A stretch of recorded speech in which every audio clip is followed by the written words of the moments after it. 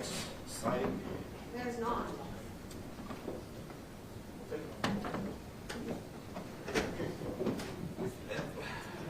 Is Josh or Amanda here? Either one.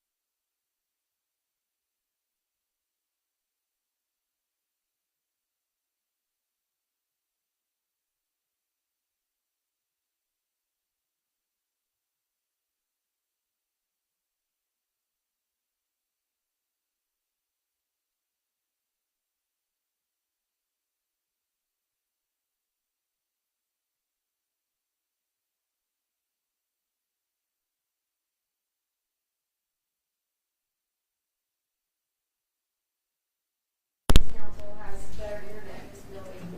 I told Mr. Wise that it's never been brought to my attention that their internet's not as good as ours, and I think it should be.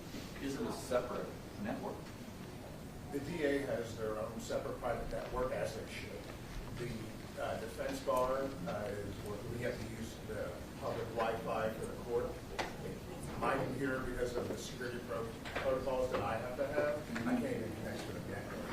And then when other people can connect to the network, it slows down and it drops off after about an hour. Other than for General Moyle. General Moyle, it works perfectly. It is slower, no matter what it is slower, but I think that's something county IT should work on for. I think we can make that happen. We can log it on to, Mr. Wise. It's got HC guest, I've got HC courts. HC guest.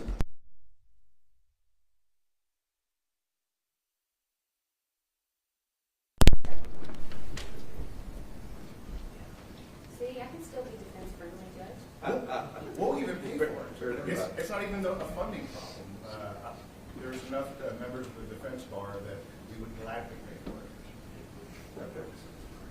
I think we can make that happen. There is again, I'm on HC courts.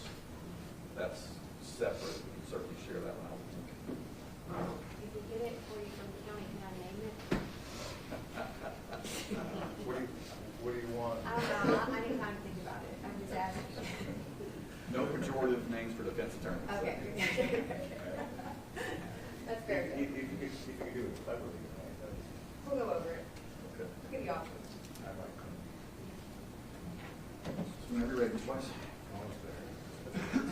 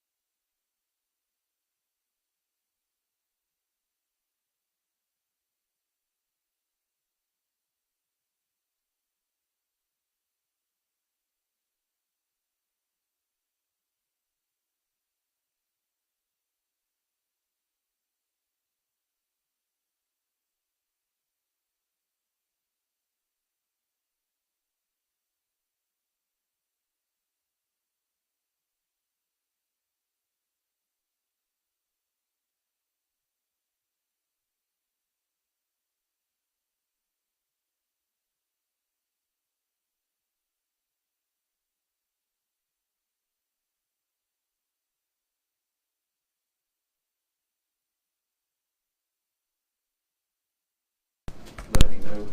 Are we going to do a jury instruction conference? We can, will, whenever the parties have a better idea of when the group may conclude or get close to that. So, once we get close to that, we'll certainly have that conference.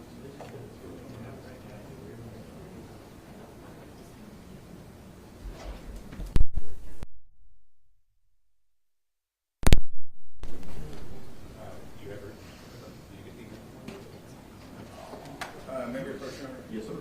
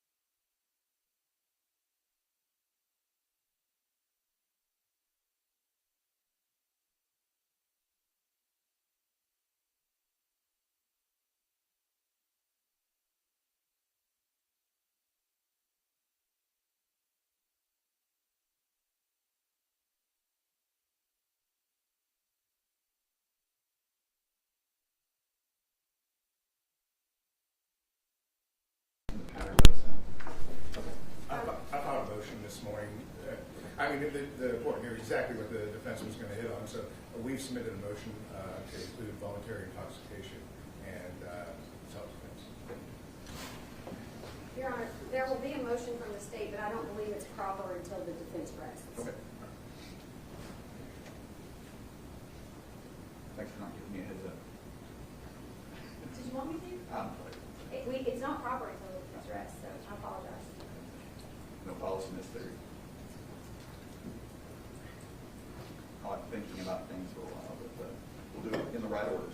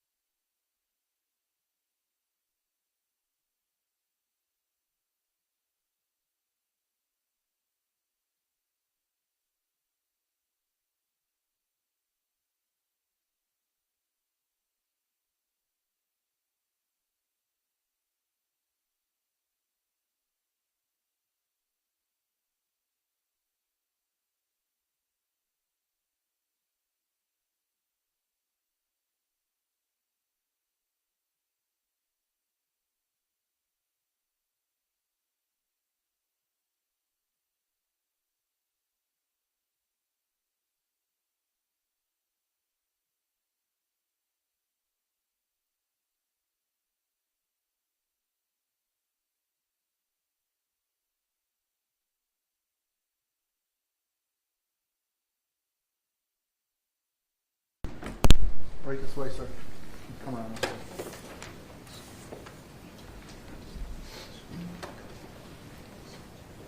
Raise your right hand. Do you swear and affirm to tell the truth, the whole truth, nothing but the truth, so help you God? I do. Mr. Weiss. All right, Jason. You have the choice today of whether to testify or not testify. Is after talking with your attorney and going through your own thoughts, what is your decision of whether or not you want to testify? Not to testify. You choose not to testify. Yes, sir. Mr. Weiss, you want to talk a little about how you talked about it with him and gone over with him? Yes, so Jason, we've met a number of times. We've talked about what your testimony would be, and you understand that even though you might have an opportunity to say your piece, that you would be subject to cross-examination. And I've explained to you that the cross-examination would probably be very intense and relentless. And by subjecting yourself to that, you can change the status of your case. You can make it worse. You can make it better. That's the thing about testifying. You don't know how it's going to go.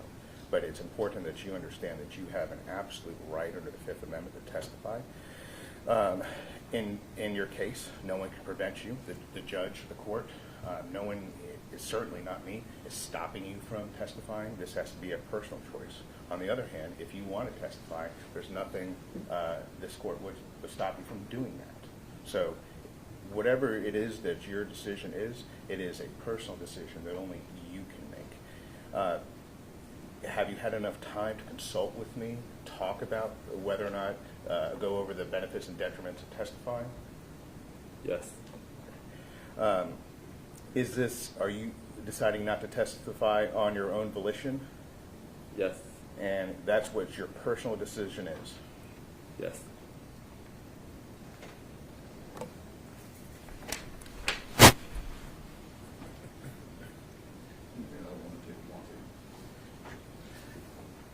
Jason, also, Tennessee law requires that the jury fix any fine greater than $50. You have the ability to waive that right and allow this court, Judge Patterson, to decide the amount of any fine, if any. We've gone over the benefits of allowing the court to decide versus the jury to decide. We've given you these recommendations. Do you want to waive your right to have the jury assess fines in this case? Yes.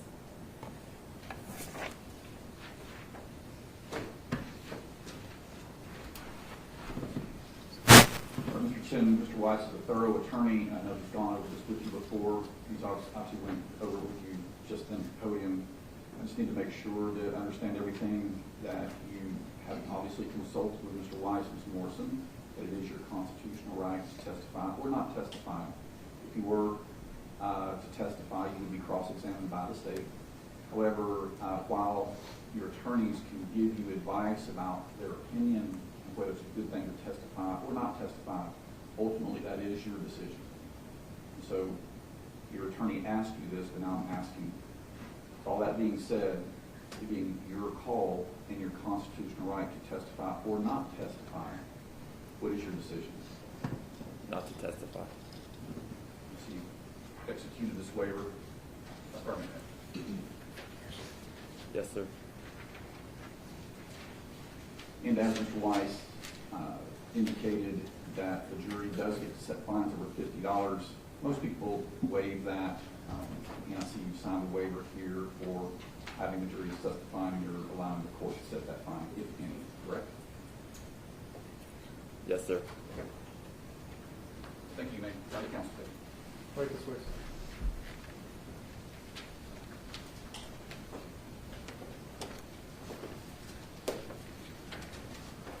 All right, so procedure, what we'll do is we'll bring the jury in. I'll ask the defense if there's any more proof. From the defense, I'll ask the state if there's any rebuttal proof. And if the answers are what I expect, we'll send the jury out again and have our comments. Okay? Yes, sir. All right, bring the jury, please.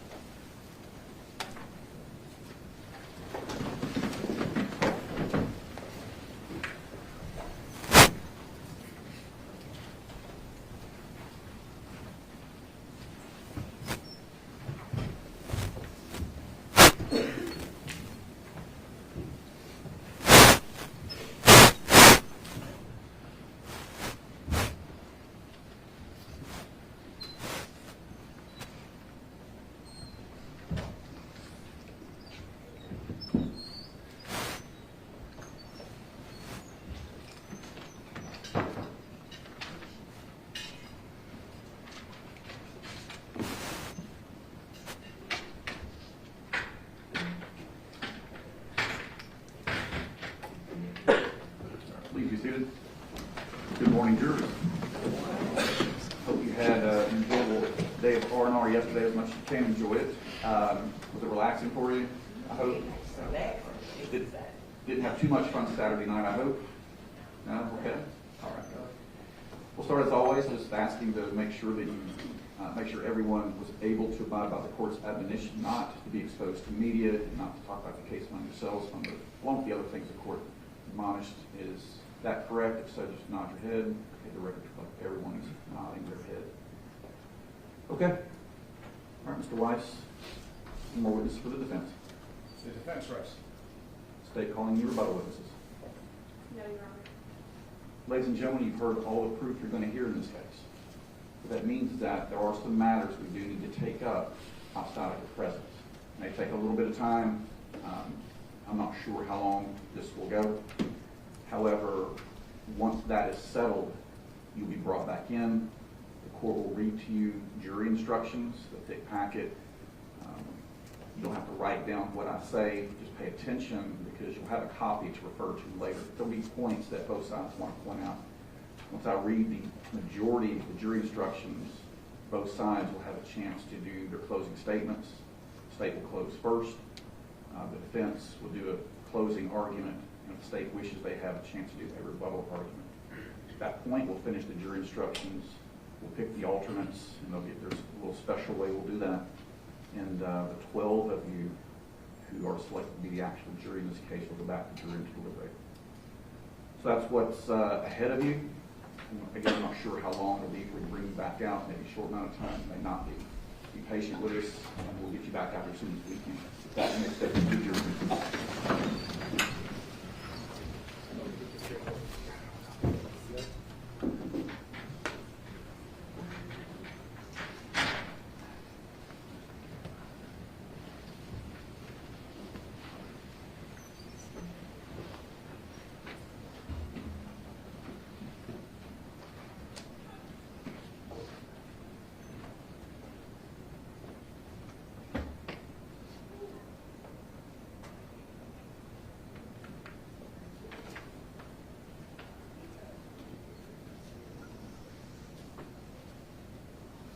I think you have the, if you want to make a renewed motion for judgment acquittal, you can at the close of your proof as well.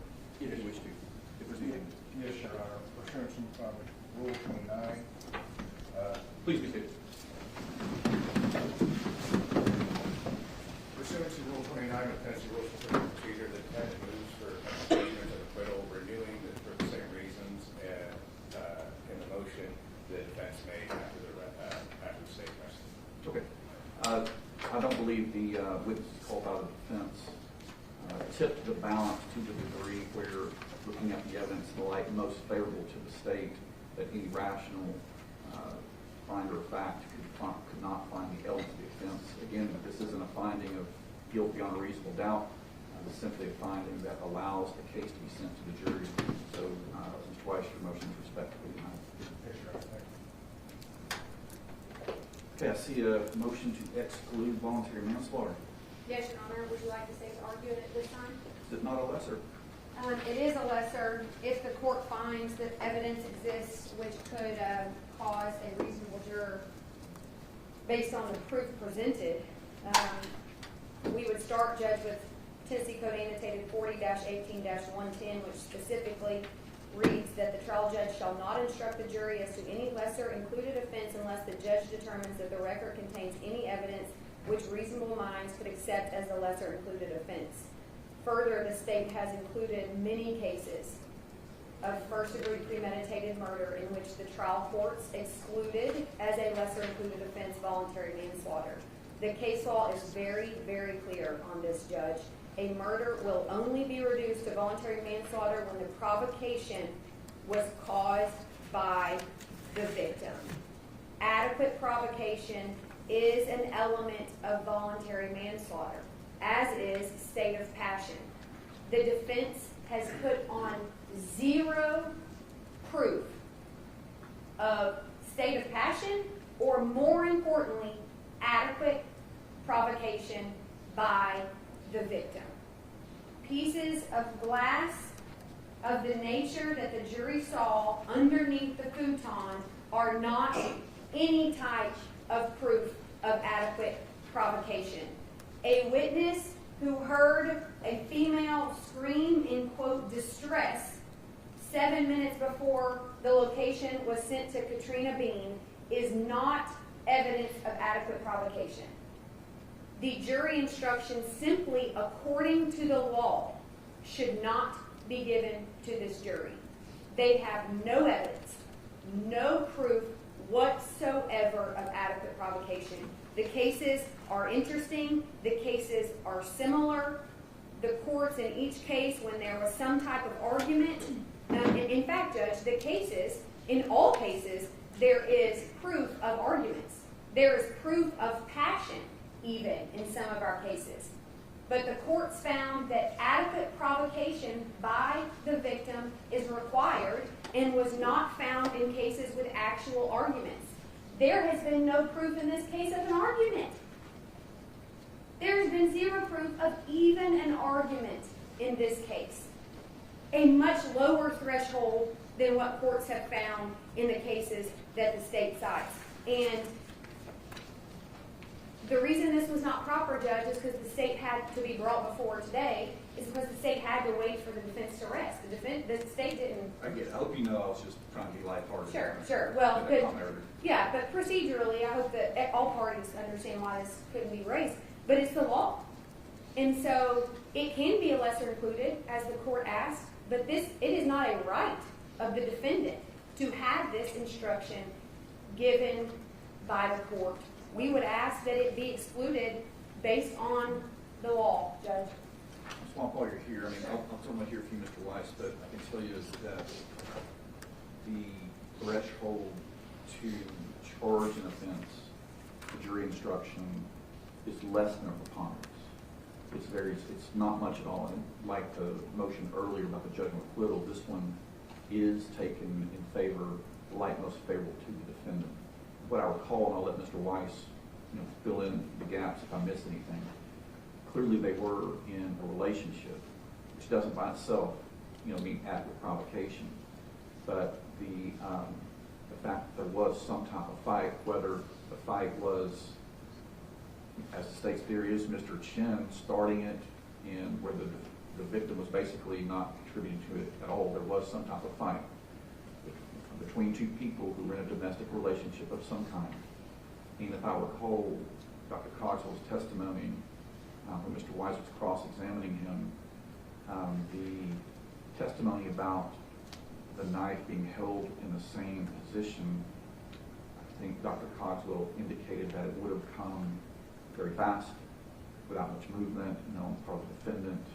And I believe the language that Mr. Weiss got out of him was either heat of passion or heat of excitement. So that's what I recall. If you want to respond to that, you can now. If you want to wait for Mr. Weiss fleshes out, you can. Well, heat of passion is not mutually exclusive with premeditation. Most first-degree murders involve passion to some extent, right? And so, in our cases like this, I don't believe that even if you give Mr. Weiss the benefit of the doubt and say, there was proof of an argument, according to Tennessee case law, that's not enough for adequate provocation. There was also proof introduced that there was chasing from the bedroom of the apartment to the front door. I think that could negate any type of argument that it was a heat of passion where there was an argument going on. I think that could indicate to a reasonable juror that she was trying to run away, right? And so I don't believe the proof on the record supports any type of adequate provocation, Judge. Even Dr. Cogswell's testimony.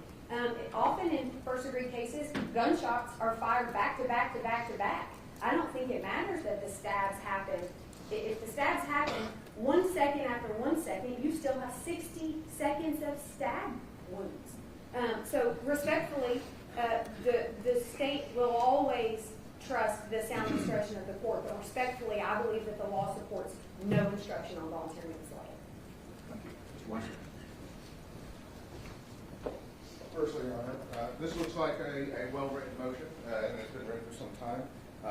If the court knows my modus operandi, I would love to be able to go through this with a fine-tooth comb and shepherdize each case and look at any subsequent case law on it, and also search for case law that would provide perhaps the opposite conclusion if it existed.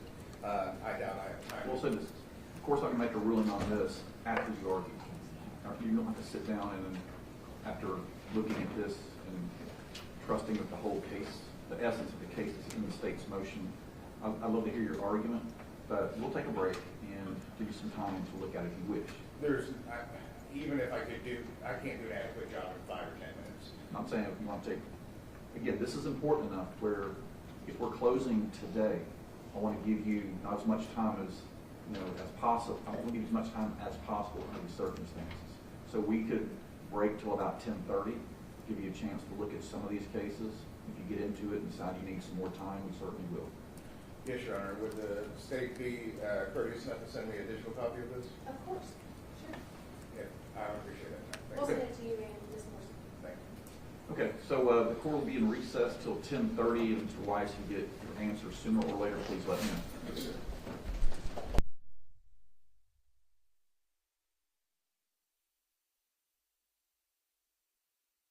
The other motion for jury instructions from the defendant later or at this time as well? We'll do it that time. We'll take it one step at a time. Consider additional instructions the state wishes. Oh, no, Your Honor, the defense filed a motion for additional instructions. Okay, I'll look at that. Okay, thank you, Judge. So I can copy it.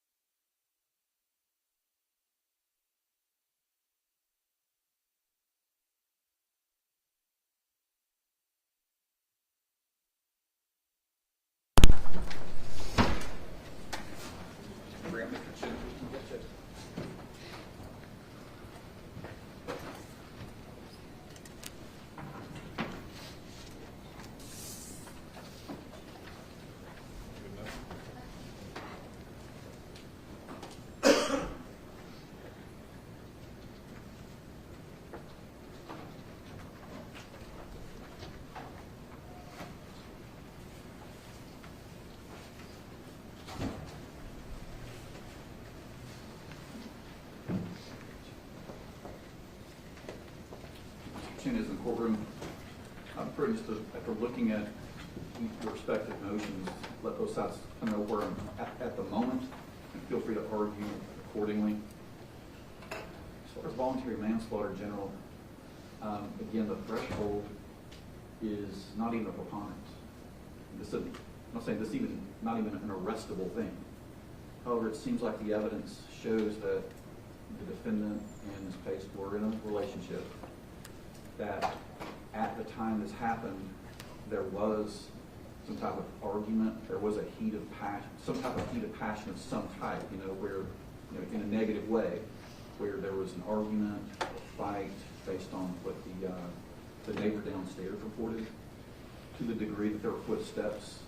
And so, again, while this would not be chargeable at all, the standard is taking the light most favorable to the defense. It seems that for voluntary manslaughter, that it should be at least be charged. You can certainly argue that the elements do not satisfy that. But at this point, that's where I am. Feel free to argue differently if you want to add to that.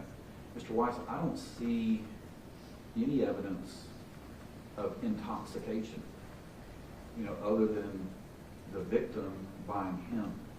And the medical examiner's testimony was a little equivocal on that, but there was no, I don't recall any type of toxicology indicating any level of impairment on the victim. That's not even talking to the defendant, but that even substances were consumed that night. There might have been the wine bottle, but there's no evidence they were consumed that night. As far as self-defense as well, I don't think that's been fairly raised at this point either, simply because, the deadly force that was used, the victim, the defendant would have to be shown to be in reasonable fear of his life to use deadly force. I don't think that's been raised at all.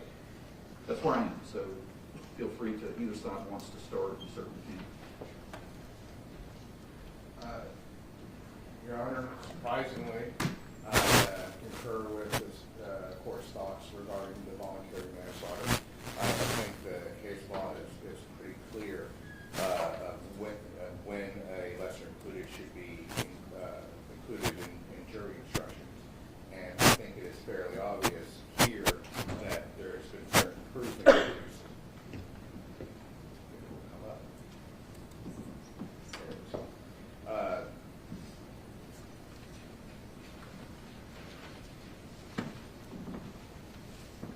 You heard the testimony from Courtney Brewer, Paglino, established an intense emotional argument took place shortly before the incident.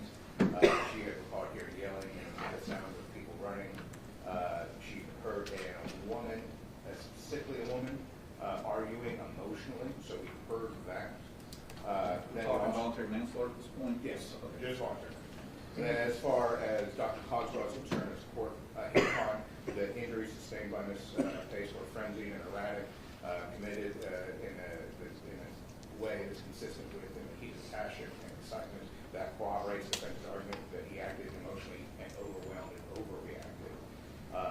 There was often proof of adequate provocation. It doesn't necessarily have to be a physical provocation. It can be an emotional or psychological. It can be just words. I think that Ms. Brewer also established that. Then there's the Tennessee courts have repeatedly held that voluntary manslaughter instructions are appropriate when there's evidence of adequate provocation and heat of passion. Cases of State v. Williams, State v. Eli. It's not the court's role to assess whether the defendant's serious case is credible, whether it is supported by any evidence in the record. Here, the combination of the eyewitness accounts, forensic testimony, the contextual evidence supports the inclusion of voluntary manslaughter. Does the state want to argue anything beyond what's already argued? Your Honor, again, the state understands the court's position. We disagree with it, and there's been holdings that by the Tennessee Supreme Court and Court of Appeals that, quote, it is true as a general rule that no provocation by words alone will reduce the crime of murder to that of manslaughter. So even if an argument is established, the state still doesn't believe that's enough for the record, but the state accepts and understands the court's analysis on voluntary manslaughter. Okay. So based on what was presenting in court, again, for the record, the court is not finding either fashion to the degree that the jury needs to find it, but to the degree that it gets charged where it's less than preponderance, taking the light most favorable to the defense. I do think that the fact that the victim and the defendant were in a relationship, that they had an argument to the degree that it woke up a neighbor downstairs. There's an argument that got physical, or I should take, there was definitely some footsteps involved during this particular passionate argument. So taking the light most favorable to the defense, I think we will charge voluntary manslaughter. Your Honor, in regards to voluntary intoxication, the court will remember that when everyone entered the Jason's Chen apartment, we pointed out the bomb on the desk. And so that was present throughout this entire case. That was well known. So we know that there were drugs in the apartment likely being used, or at least you can take that inference. In addition to that, there was the receipt by Ms. Pace that she had bought hemp that day. So there could also be an inference that she, I mean, when you buy hemp products, I would assume that you would buy them to use them. So there is it is a low threshold. There is no proof that Ms. Pace or the defendant was intoxicated at the time, but that will, for the defendant, obviously there was no toxicology at the time, but for Ms. Pace, they did do toxicology, but because of an interfering substance, we don't know the THC content, if any, in this case as well. So that would give an inference that there was marijuana use. As far as wine, there has been talked about excessively.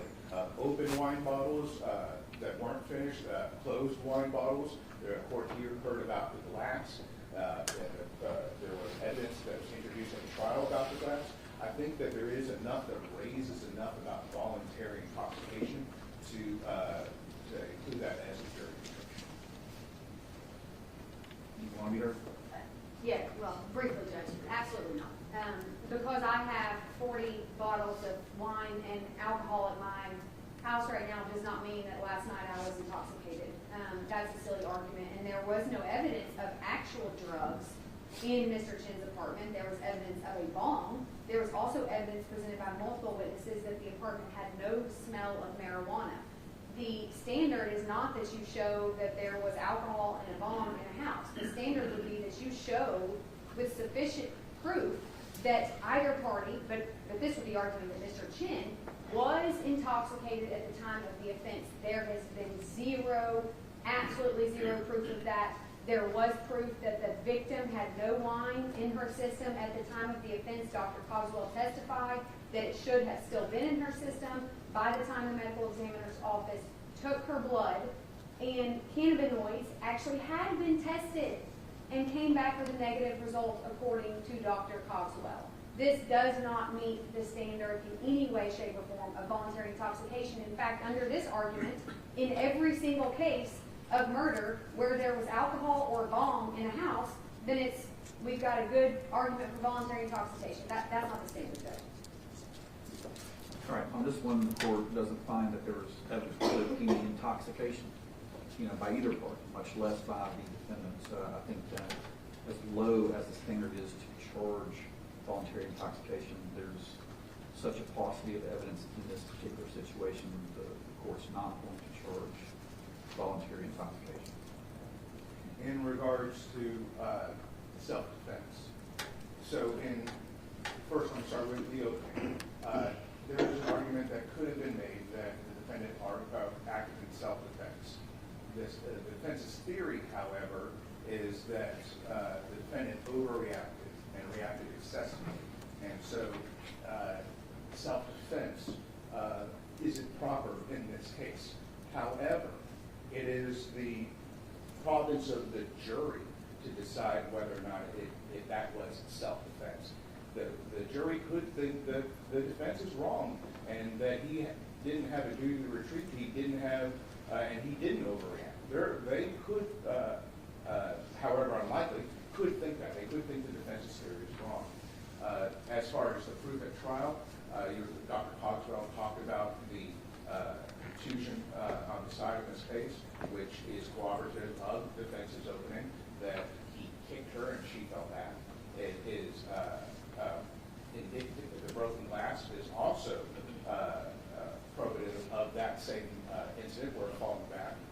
We can see that something happens in the kitchen, living room area, but it ends up in the bedroom. How they get back there and all those different things, if the proof that came into the trial could show, or I'm sorry, the proof that did come to the trial could lead a reasonable juror to believe that Mr. Chen was acting in self-defense at first, and then overreacted as well.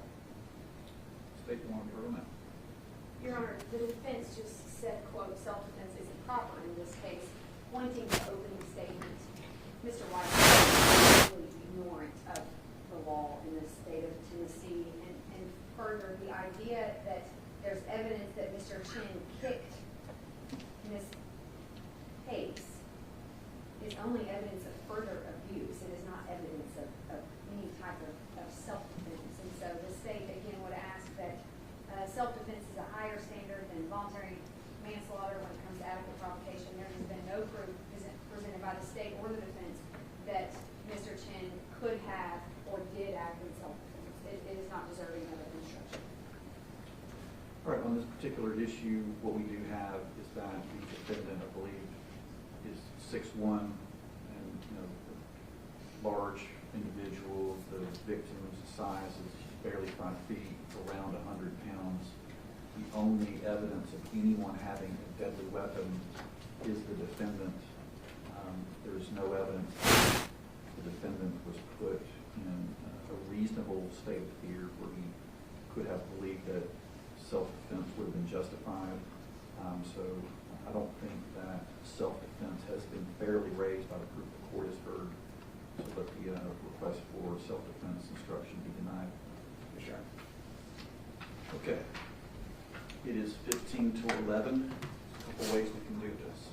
I'd like to go ahead and need to prepare these charges. I did, as the parties know, I did have self-defense voluntary provocation in there to what your day would bring. I need to tweak jury instructions. I'd like to go ahead and charge them.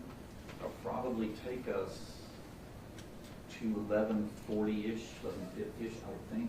We can take a lunch break, come back and close at that point, or just go straight to closing after that. Your Honor, the state would prefer that the court instruct the jury and then closing arguments be after lunch back to back. I would prefer the closing arguments not be split up. I don't think that's the best way to do it. And also in terms of jury instructions, there's a blank when it's the abuse of corpse instruction. There's a blank for that second prong that includes disposing of a body in a way that's in violation of Tennessee Code annotated and it's blank. We would argue that that would be under TCA 39-14-505, which is aggravated criminal littering. It makes it aggravated if the littering, the matter of littering is over 10 pounds.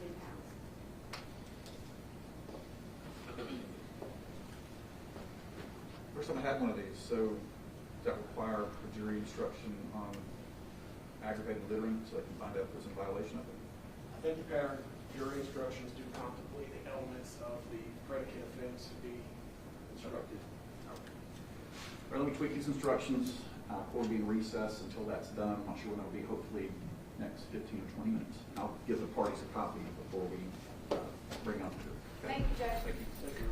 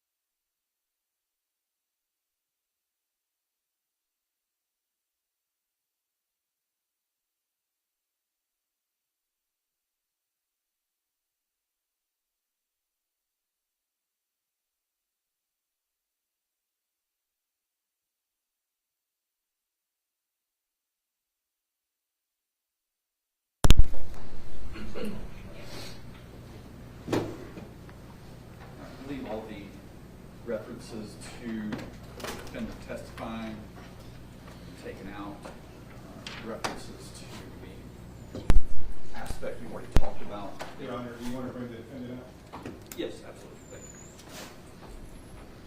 Grant, I'll ask if there's any tweaks about either side.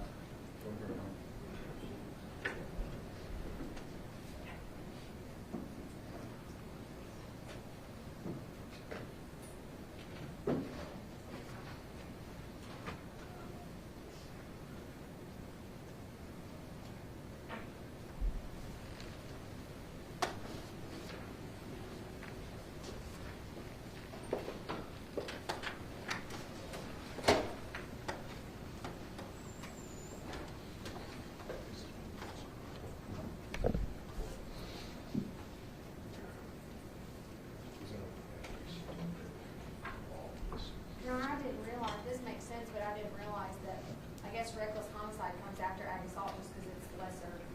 I didn't realize that. Then the E felony of criminally negligent homicide is down there too. Yeah, that's interesting. I've never noticed that.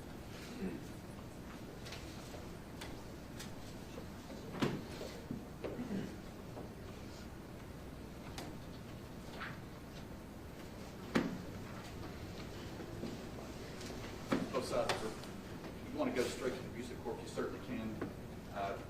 Again, I think the references to, again, the defendant testifying was the last thing I wasn't sure about. That's been modified to show that he hasn't testified and the jury can't hold anything against him for that. But once the parties finish reviewing it, probably do a proceeding for injury.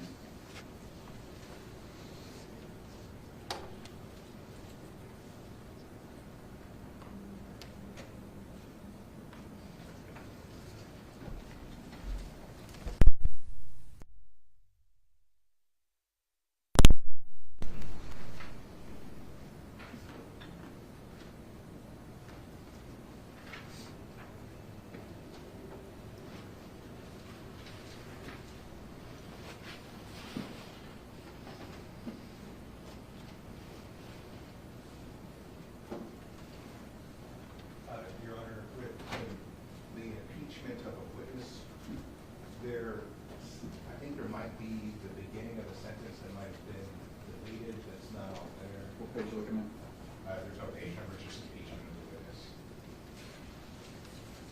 There's 3 paragraphs. The last paragraph, it starts off with impeach.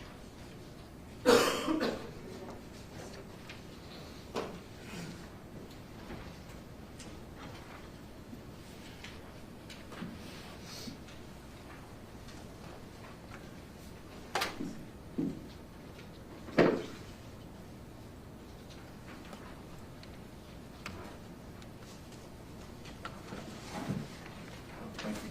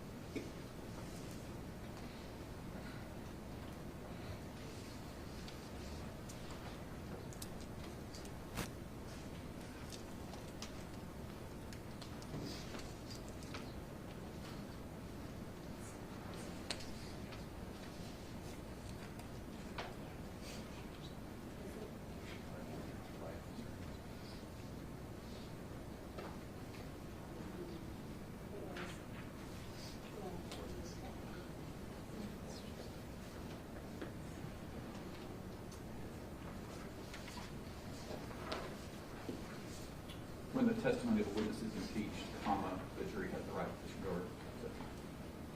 Yes, sir.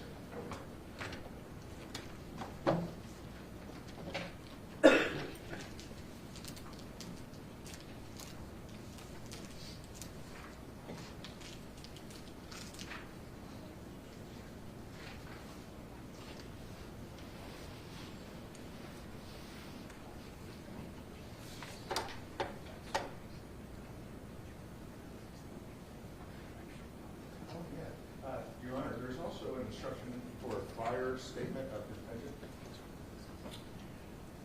I kept that because wasn't there testimony about when Ms. Pace, Katrina Pace, was talking to the police officers, they said that he gave statements that were... There was also written statements that were collected and no one's really gone. Okay. That's a good one. Okay.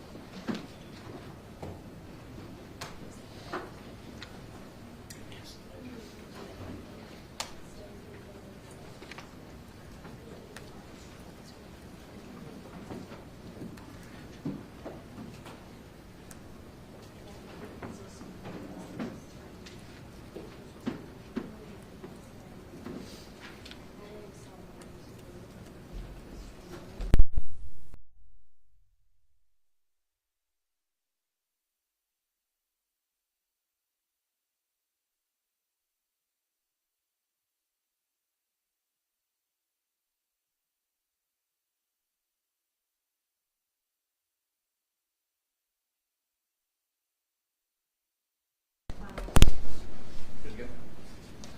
Was that ready to proceed? Yes, Your Honor. Bring the jury in when they're ready, please.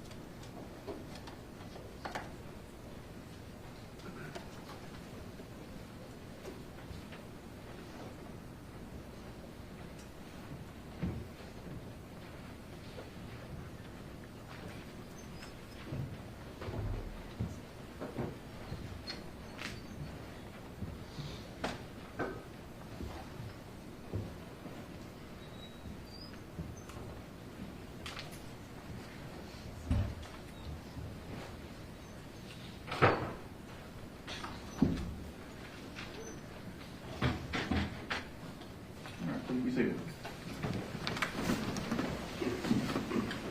Ladies and gentlemen, I'm about to read final jury instructions. Please pay attention. You don't have to write them down. You will all have a copy. There will be at least one, probably several copies back to the jury and actually deliberate. But pay attention because the issues that are in these instructions do pertain to the issues that came up during trial. And so there may be one or two things that you see that you want to follow up with. Of course, the parties will follow up with them as well when they do their regular closings. Members of the jury, the evidence in this case has been completed. You will now be instructed as to the law applicable in the case. This covers your duties and the general rules that apply in every case. It also covers the offenses that are charged and included in the presentment and lists their elements. It includes some rules that you must use in evaluating particular testimony and evidence. Finally, it also includes the rules that you must follow during your deliberations in the jury room and the possible verdicts that you may return. Your Honor, I'm sorry. Are you intending for this to be scrolled? Actually, Didn't know. I apologize. no. Thank you, Tim. Uh-huh. It is your duty to carefully consider all these instructions. The order in which these instructions are given is no indication of their relative importance. Moreover, do not assume that because a particular instruction is given, it suggests anything about the facts of this case. You should not single out any one or more instructions to the exclusion of one or more others, but consider each construction in light of and in harmony with the others.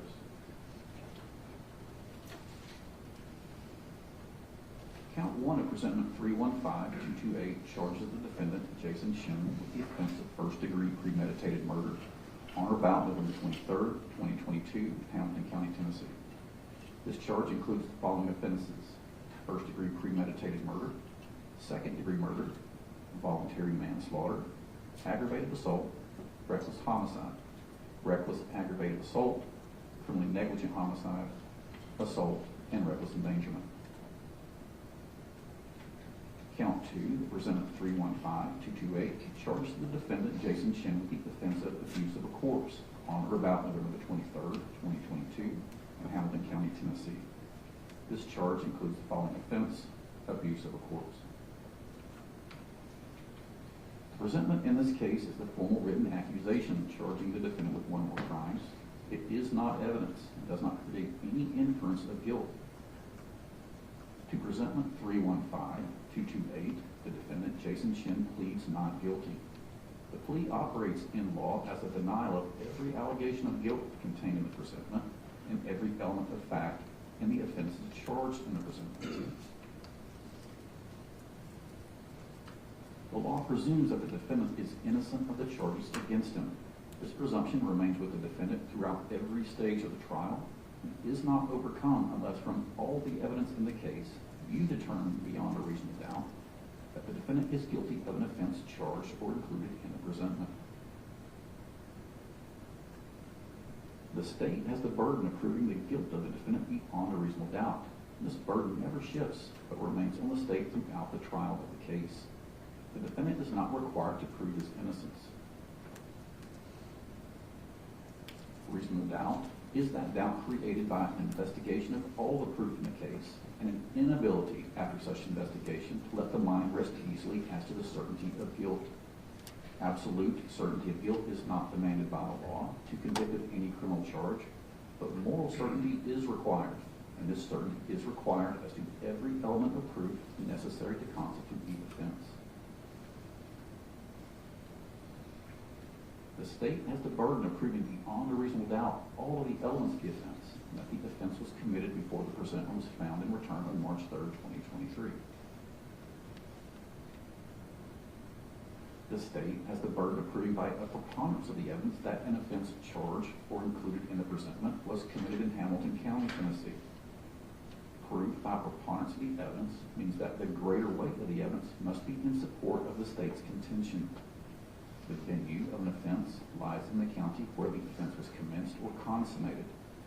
If you find that the state has failed to prove by preponderance of the evidence that an offense charged or included in the presentment was commenced or consummated in Hamilton County, Tennessee, you must return a verdict of not guilty. At times during the trial, the court has ruled upon the admissibility of evidence. Do not concern yourself with these rulings, either by such rulings, these instructions, or any other remarks that I've made. Do I mean to indicate any opinion as to the facts or as to what your verdict should be?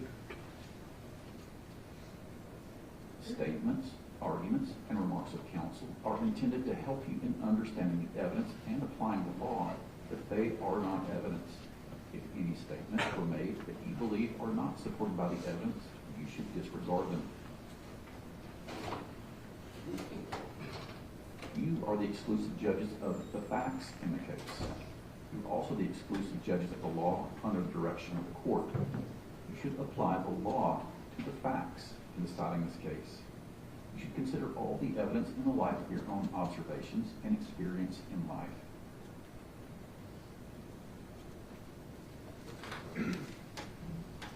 Any person who commits the offense of first-degree premeditated murder is guilty of a crime.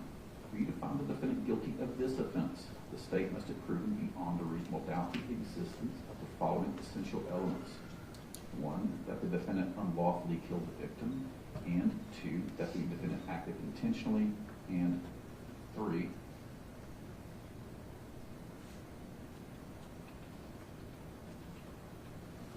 killing was premeditated.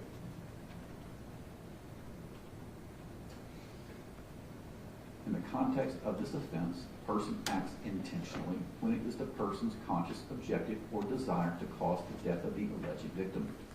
A premeditated act is one done after the exercise of reflection and judgment. Premeditation means that the intent to kill must have been formed prior to the act itself. It is not necessary that the purpose to kill pre-exist in the mind of the accused for any definite period of time. The mental state of the accused at the time he allegedly decided to kill must be carefully considered in order to determine whether the accused was sufficiently free from excitement and passion as to be capable of premeditation. The design to kill was formed with premeditation. It is immaterial that the accused may have been in a state of passion or excitement when the design was carried into effect. Furthermore, premeditation can be found if the decision to kill is first formed during the heat of passion. The accused commits the act after the passion has subsided.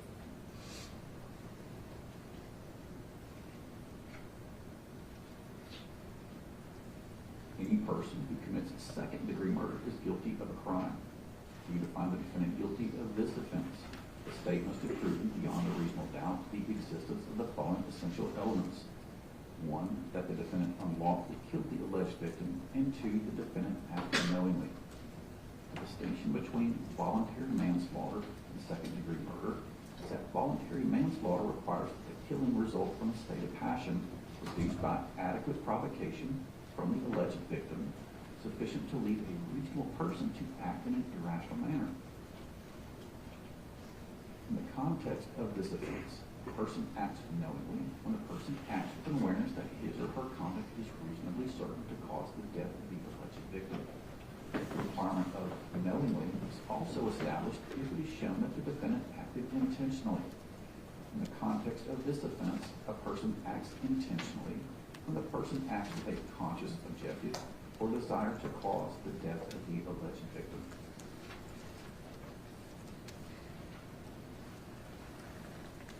Any person who commits voluntary manslaughter is guilty of a crime. For you to find the defendant guilty of this offense, the state must have proven beyond a reasonable doubt the existence of the following essential elements. 1, that the defendant unlawfully killed the alleged victim, and 2, that the defendant acted intentionally or knowingly, and 3, that the killing resulted from a state of passion produced by adequate provocation from the alleged victim, sufficient to lead a reasonable person to act in an irrational manner. The distinction between voluntary manslaughter and second-degree murder is that voluntary manslaughter requires that the killing result from a state of passion produced by adequate provocation from the alleged victim, sufficient to lead a reasonable person to act in an irrational manner. Passion means any of the human emotions known as anger, rage, sudden resentment, terror, or similar emotions, which renders the mind incapable of cool reflection. In the context of this offense, a person acts intentionally when it is the person's conscious objective or desire to cause the death of the alleged victim. In the context of this offense, a person acts knowingly when a person acts with an awareness that his or her conduct is reasonably certain to cause the death of the alleged victim.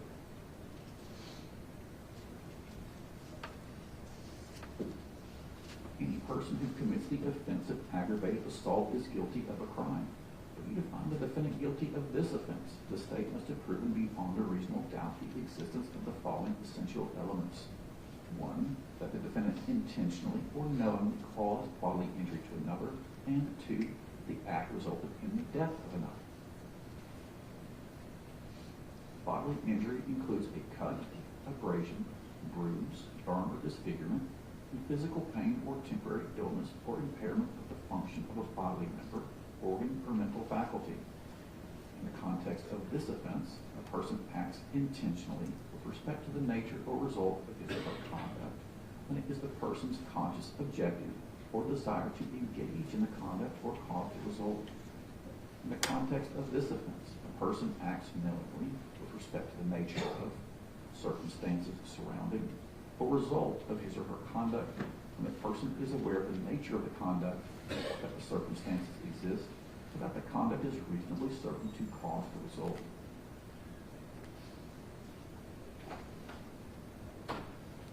Any person who commits the offense of reckless homicide is guilty of a crime. For you to find the defendant guilty state must have proven beyond a reasonable doubt the existence of the following essential elements. 1, that the defendant killed the alleged victim, and 2, that the defendant acted recklessly. In the context of this offense, a person acts recklessly when the person is aware of, but consciously disregards, a substantial and unjustifiable risk that the alleged victim will be killed. The risk must be of such a nature and degree that its disregard constitutes a gross deviation from the standard of care that an ordinary person would exercise under all the circumstances as viewed from the accused person's standpoint. The requirement of recklessness is also established if it is shown that the defendant acted intentionally or knowingly. In the context of this offense, the person acts intentionally when it is the person's conscious objective or desire to cause the death of the alleged victim. In the context of this offense, a person acts knowingly when the person is aware that his or her conduct is reasonably certain to cause the death of the alleged victim.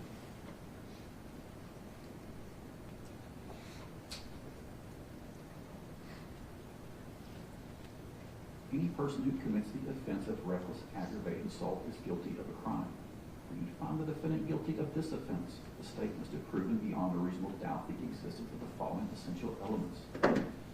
1, that the defendant recklessly caused bodily injury to another, and 2, that the act resulted in the death of another. Bodily injury includes a cut, abrasion, bruise, burn, disfigurement, and physical pain or temporary illness or impairment of the function of a bodily member, organ, or mental faculty. In the context of this offense, a person acts recklessly with respect to circumstances surrounding the conduct or the result of his or her conduct the person is aware of, but consciously disregards a substantial and unjustifiable risk that the circumstances exist or the result will occur. The risk must be of such a nature and degree that its disregard constitutes a gross deviation from the standard of care that an ordinary person would exercise under all the circumstances as viewed from the accused person's standpoint.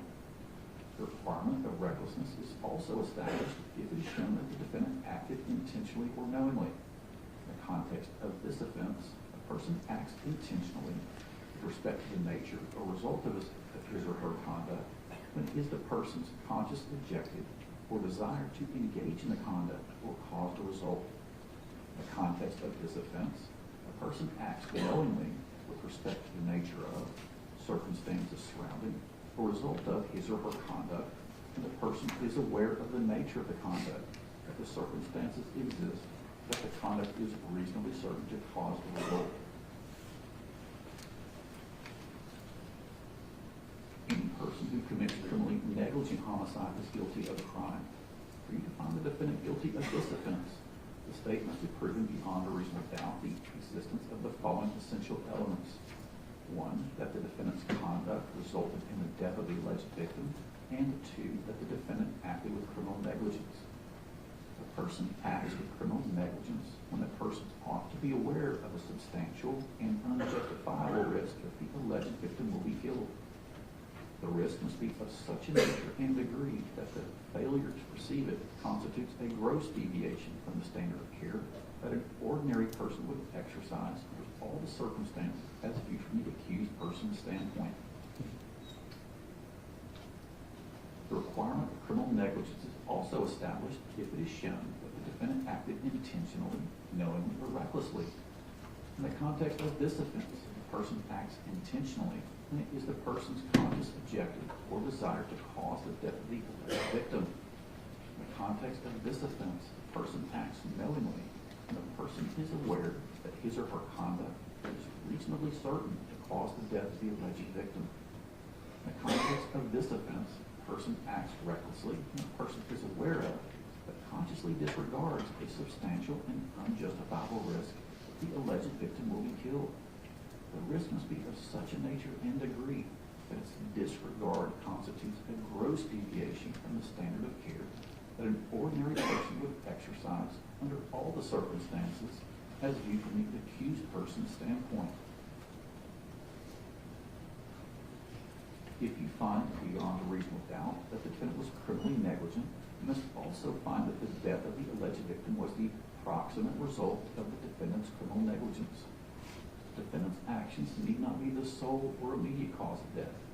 If you find that the direct cause of death was an act of a victim or third party, before you can convict the defendant, you must also find beyond a reasonable doubt that the act of the victim or third party causing the death is a natural and probable result of the defendant's criminal negligence.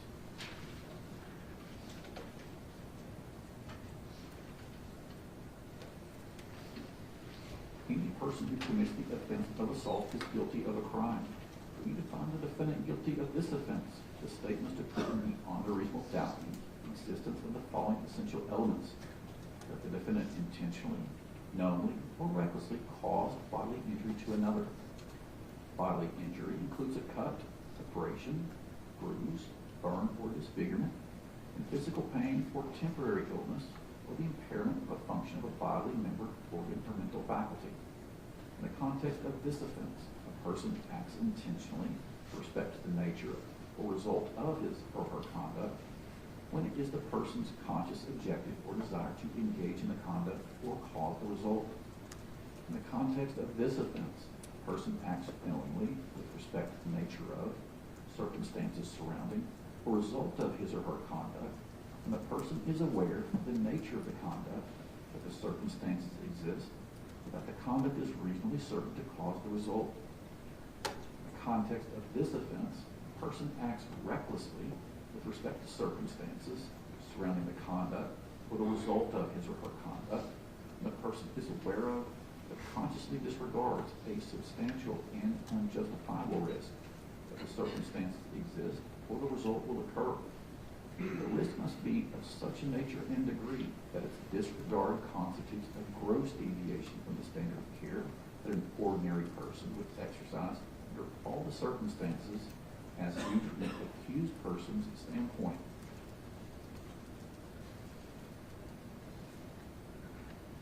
Any person who commits the offense of reckless endangerment is guilty of a crime. If you find the defendant guilty of this offense, the state must have proven beyond a reasonable doubt the existence of the following essential elements. 1, that the defendant engaged in conduct which placed or might have placed another person in imminent danger of death or serious bodily injury, and 2, that the defendant acted recklessly. The threat of death or serious bodily injury to be imminent, the person must be placed in a reasonable probability of danger as opposed to a mere possibility of danger. Before you can convict the defendant, the state must show beyond a reasonable doubt that a person or class of persons was in the zone of danger. The zone of danger is that area in which a reasonable probability exists that the defendant's conduct would place others in imminent danger of death or serious bodily injury.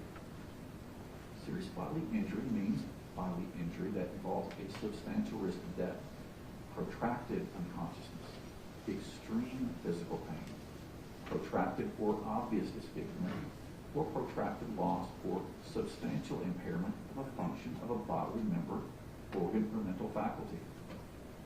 Bodily injury includes a cut, abrasion, bruise, burn, or disfigurement, physical pain or temporary illness, or impairment of the function of a bodily member, organ, or mental faculty.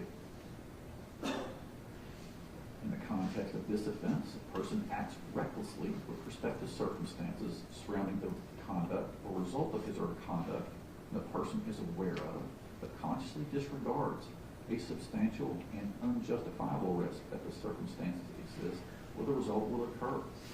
The risk must be of such a nature and degree that its disregard constitutes a gross deviation from the standard of care that an ordinary person would exercise under all the circumstances as viewed from the accused person's standpoint.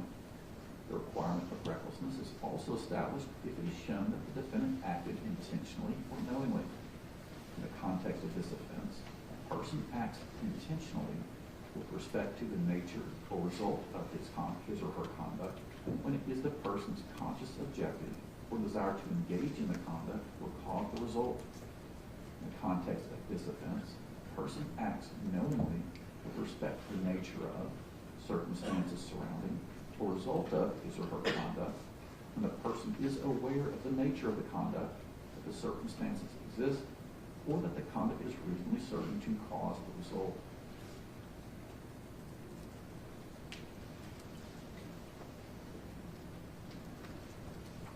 any person who commits the offense of abuse of a corpse is guilty of a crime. For you to find the defendant guilty of this offense, the state must have proven beyond a reasonable doubt the existence of the following essential elements.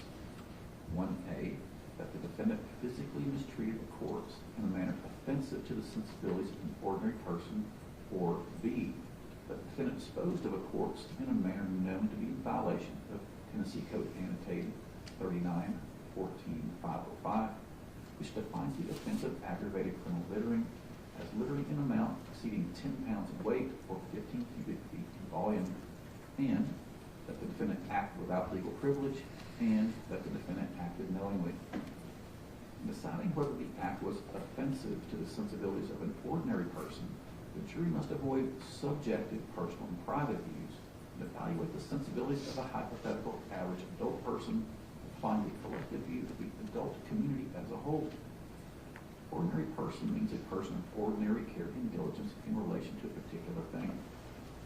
Littering means knowing, placing, dropping, or throwing litter on any public or private property without permission and not immediately removing it. Litter includes garbage, refuse, rubbish, and all other waste material. Garbage includes putrescible, animal, and vegetable waste resulting from the handling, preparation, cooking, and consumption of food. Refuse includes all putrescible and non-putrescible solid waste. Legal privilege means a particular or peculiar benefit or advantage created by law. A person acts knowingly with respect to the nature of, circumstances surrounding, or result of his or her conduct, and the person is aware of the nature of the conduct, the circumstances exist, that the conduct is reasonably certain to cause the result. The requirement of knowledge is also established if it is shown that the defendant acted intentionally. A person acts intentionally with respect to the nature or result of his or her conduct when it is the person's conscious objective or desire to engage in the conduct or cause the result.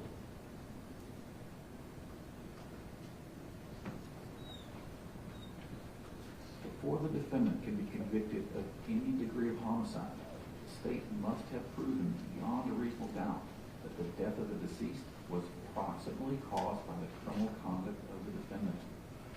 The proximate cause of death is that cause which, in natural and continuous sequence, unbroken by any independent intervening cause, produces the death without which the death would not have occurred.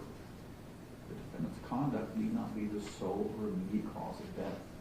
The acts or omissions of two or more persons may work concurrently to proximately cause the death, and in such a case, each of the participating acts or omissions is regarded as a proximate cause. It is not a defense that the negligent conduct of the deceased may also have been a proximate cause of the death.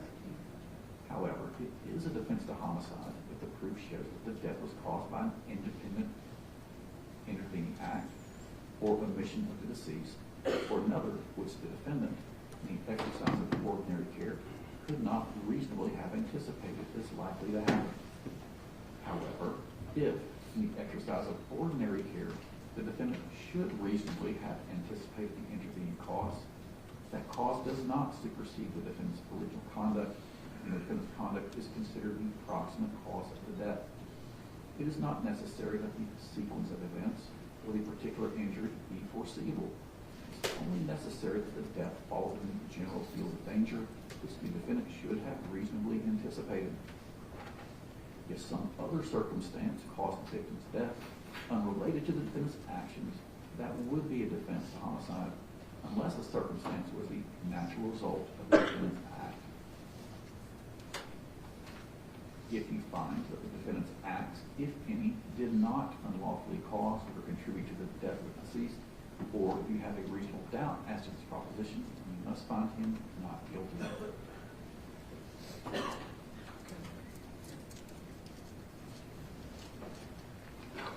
The court charges you that the identity of the defendant must be proven in the case on the part of the state to your satisfaction beyond a reasonable doubt. In other words, the burden of proof is on the state to show that the defendant now on trial before you is the identical person who committed the charge or an included offense. In considering the identity of a person, the jury may take into consideration all the facts and circumstances in the case.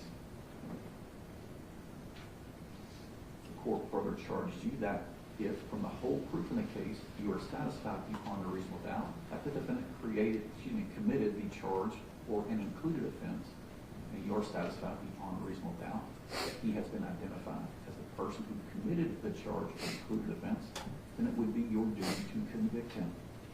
On the other hand, if you are not satisfied with the evidence from the proof, or you have a reasonable doubt as to whether he has been identified in the whole body of proof in the case, you should return a verdict of not guilty.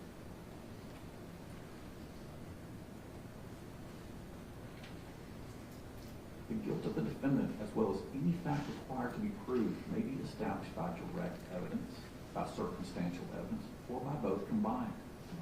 Direct evidence is defined as evidence which proves the existence of the fact at issue without inference or presumption. Direct evidence may consist of testimony of a person who has perceived by the means of his or her senses the existence of a fact sought to be proved or disproved. Circumstantial evidence consists of proof of collateral facts and circumstances which do not directly prove the fact at issue, but from which that fact may be logically inferred.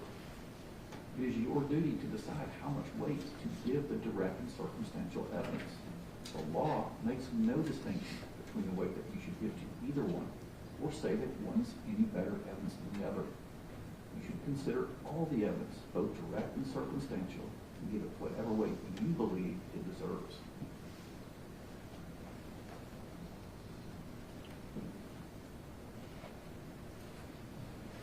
It is your job to decide what the facts of this case are. You must decide which witnesses you believe, how important you think their testimony is. You do not have to accept or reject everything a witness said. You are free to believe all, none, or part of any person's testimony. In deciding which testimony you believe, you should rely on your own common sense and everyday experience. There is no fixed set of rules for judging whether you believe a witness. It may help you to think about these questions. 1. Was the witness able to see or hear clearly? How long was the witness watching and listening? Was anything else going on that might have distracted the witness? 2. Did the witness seem to have a good memory? 3. How did the witness look and act while testifying? Did the witness seem to be making an honest effort to tell the truth? Or did the witness seem to evade the questions? 4.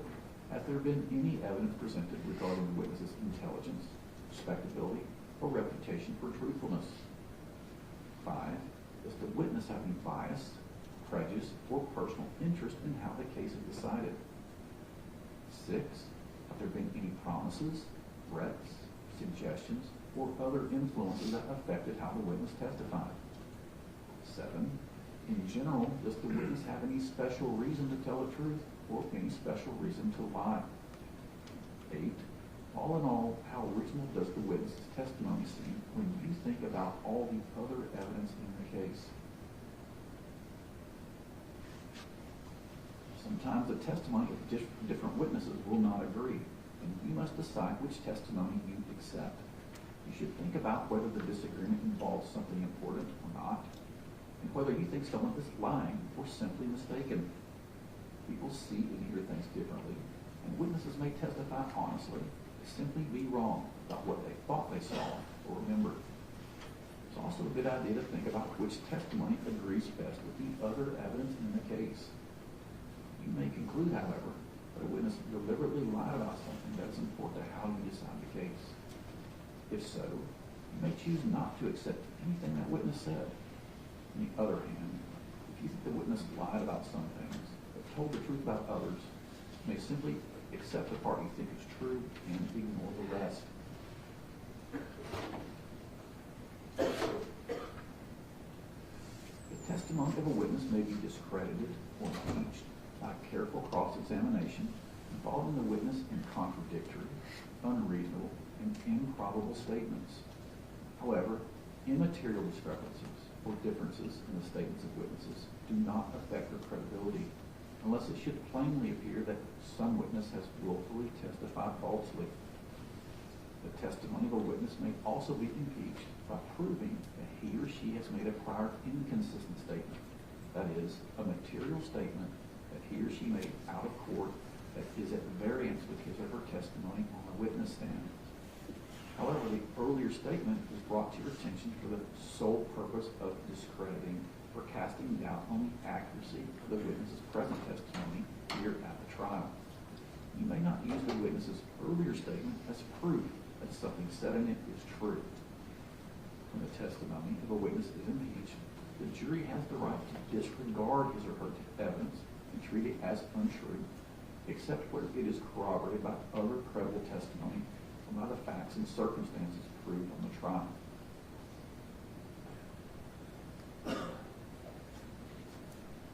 During the trial, you heard expert testimony. Rules of evidence provide that if scientific, technical, or other specialized knowledge might assist the jury in understanding the evidence or in determining a fact of issue, a witness qualified as an expert by reason of special knowledge, skill, or experience may testify and state his or her opinions concerning such matters and give reasons for his or her testimony. Merely because an expert witness has expressed an opinion does not mean, however, that you are bound to accept this opinion. The same as with any other witness, it's up to you to decide whether you believe this testimony and choose to rely upon it. Part of that decision will depend on your judgment about whether the witness's background or training and experience is sufficient for the witness to give the expert opinion that you heard. You must also decide whether the witness's opinions were based on sound reasons, judgment, and information. You are to give the testimony of an expert witness such weight and value as you think it deserves, along with all the other evidence in the case.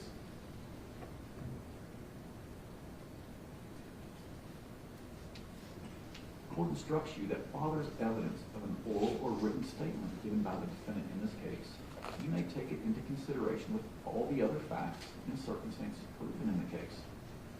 While this evidence has been received, it remains your duty to decide if in fact such statement was ever made. If you believe the statement was not made by the defendant, you should not consider it. If you decide the statement was made by the defendant, you must judge the truth of the facts stated. In so determining, consider the circumstances under which the statement was made. Also consider whether any of the other evidence before you tends to contradict the statement in whole or in part. You must not, however, arbitrarily disregard any part of any statement, but rather should consider all of any statement you believe was made and is true. You are the sole judge of what weight should be given to such statement.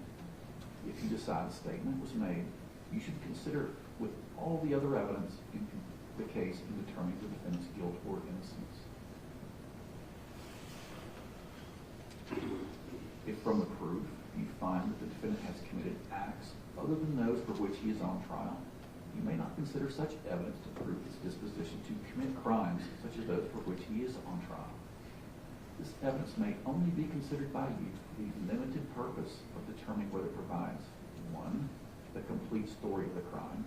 That is, such evidence may be considered by you where the prior acts and the present alleged crime are logically related or connected or a part of the same transaction, so that proof of the other tends or is necessary to prove the one charged or is necessary for a complete account thereof.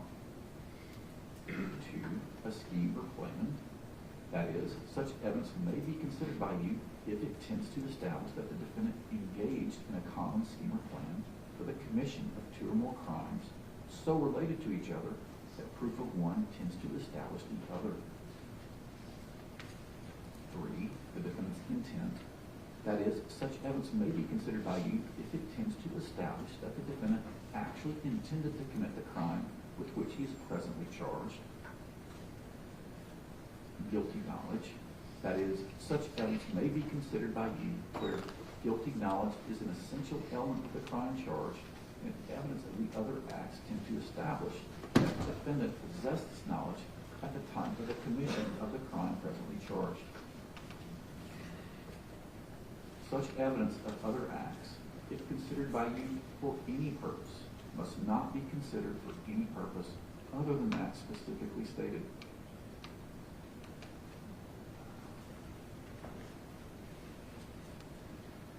The state has a duty to gather, preserve, and produce at trial evidence that may possess exculpatory value. Such evidence must be of such a nature that the defendant would be unable to obtain comparable evidence through reasonably available means. The state has no duty to gather or indefinitely preserve evidence considered by a qualified person to have no exculpatory value, so that as yet unknown defendant may later examine the evidence. If, after considering all the proof, you find that the state failed to gather or preserve evidence, the contents or qualities of which are issued, and the production of which would more probably than not be of benefit to the defendant, you may infer that the absent evidence would be favorable to the defendant. The flight of a person accused of a crime is a circumstance which, when considered with all the facts of the case, may justify an inference of guilt. Flight is the voluntary withdrawal of oneself for the purpose of evading arrest or prosecution for the crime charged. Whether the evidence presented proves beyond a reasonable doubt that the defendant fled is a question for your determination. The law makes no precise distinction as to the manner or method of flight. It may be open, or it may be a hurried or concealed departure, or it may be a concealment within the jurisdiction. However, it takes both a leaving of the scene of the difficulty and a subsequent hiding out, evasion, or concealment in the community, or a leaving of the community for parts known to constitute flight. If flight is proved, the fact of flight alone does not allow you to find that the defendant is guilty of the crime alleged. However, since flight by a defendant may be caused by a consciousness of guilt, you may consider the fact of flight, if flight is so proven, together with all the other evidence when you decide the guilt or innocence of the defendant. On the other hand, an entirely innocent person may take flight, and such flight may be explained by proof offered or by the facts and circumstances of the case. Whether there was flight by the defendant, the reasons for it, and the way to be given to it are questions for you to determine.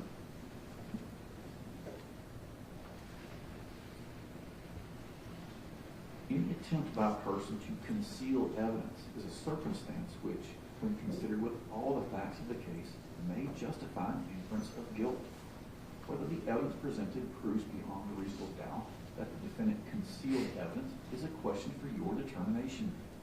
If this fact is proven, it alone does not allow you to find the defendant is guilty of the crime alleged. A person entirely innocent of a particular crime may attempt to conceal evidence, and the concealment may be explained by proof offered or by the facts and circumstances of the case. However, because an attempt by a defendant to conceal evidence may be caused by a consciousness of guilt, you may consider this fact, if it is so proven, together with all the other evidence when you decide the guilt or innocence of the defendant.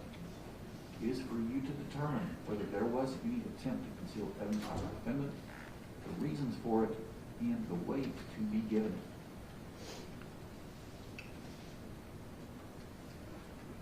The court has charged the jury concerning an inference the jury may make in regard to certain evidence in this case. However, the jury is not required to make this inference. It is the exclusive province of the jury to determine whether the facts and circumstances shown by all the evidence in the case warrant the inference which the law permits the jury to draw. The inference may be rebutted by direct or circumstantial evidence, or both, whether it exists in the evidence of the state or is offered by the defendant. Although the defendant is not required by law to do so, when the defendant offers an explanation to rebut the inference raised, you should consider such explanation along with all the evidence to determine not only the correctness of the inference, also to the reasonableness of the defendant's explanation. You are not bound to accept either the inference or the defendant's explanation. The state must prove beyond a reasonable doubt every element of the offense before the defendant can be found guilty.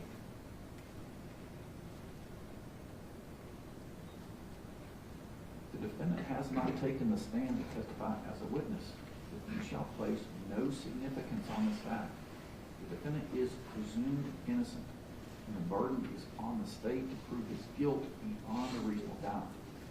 He is not required to take a stand on his own behalf. His election not to do so cannot be considered for any purpose against him, nor can any inference be drawn from such fact.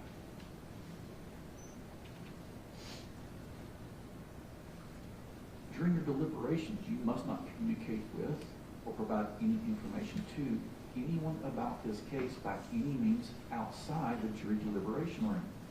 You may not use any electronic device or media, such as a telephone, cell phone, smartphone, iPhone, computer, the internet, any internet service, or any text or instant messaging service, or any internet chat room, blog, or website, including but not limited to Facebook, LinkedIn, YouTube, Snapchat, Instagram, Google, Twitter, or any other social media to communicate to anyone any information about this case, or to conduct any research about this case until you have returned your verdict and the trial has concluded. During this trial, you have been permitted to take notes for your own use during your deliberations. The notes you may have taken should not be considered to be a transcript of the testimony. As such, once you retire to the jury room, you may refer to your notes, but only to refresh your own memory. You may not read from your notes to your fellow jurors or otherwise inform them of what you have written. The notes may contain errors. They may be understood or taken out of context, since they could only pertain to part of the testimony and are not an exact account of what was said by the witness. You are free to discuss the testimony of the witnesses with your fellow jurors, but each juror must rely on his or her own memory as to what a witness did or did not say.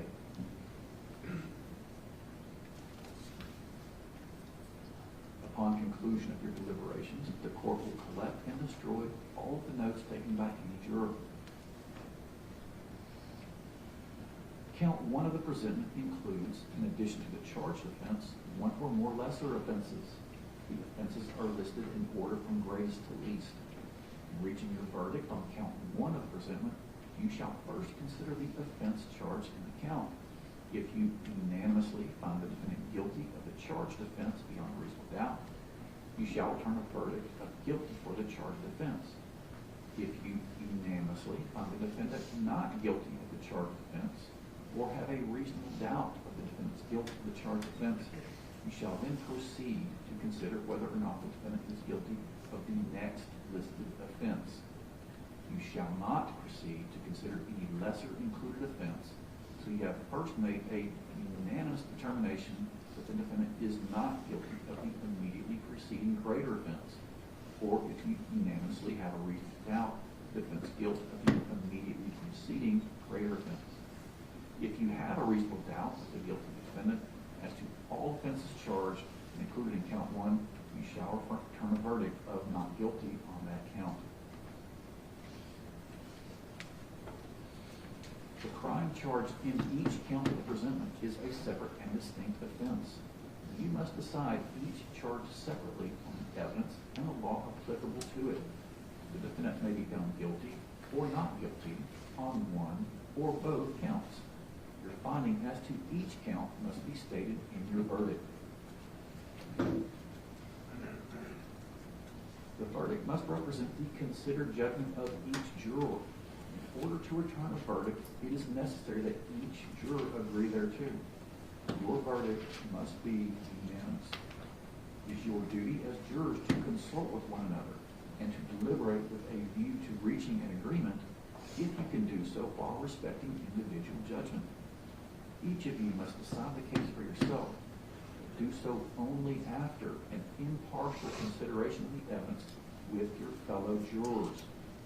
In the course of your deliberations, do not hesitate to re-examine your own views and change your opinion if convinced it is erroneous. Do not surrender your honest conviction as to the weight or effect of the evidence solely because of the opinion of your fellow jurors or for the mere purpose of returning a verdict. When you retire to the jury room, you will first select one of your members as foreperson who will preside over your deliberations, ensure that they are conducted in a businesslike way, and everyone has a fair chance to be heard.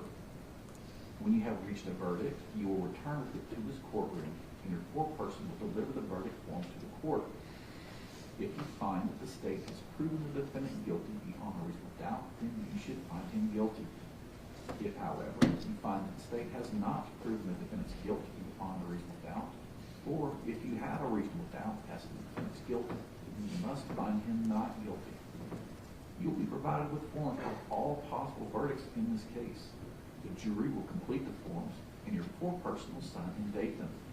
The verdict forms that you will receive read as follows.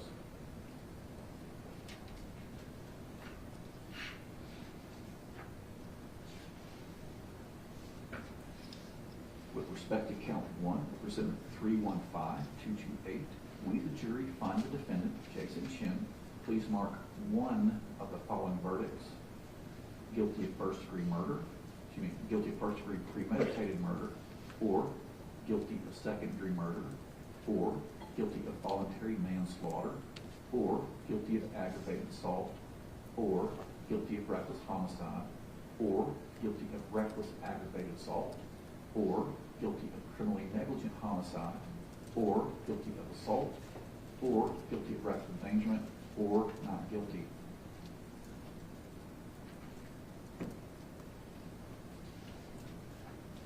With respect to count 2 of Resolution 315-228, we, the jury, find the defendant, Jason Chen, please mark one of the following verdicts: guilty of abuse of a corpse, or not guilty.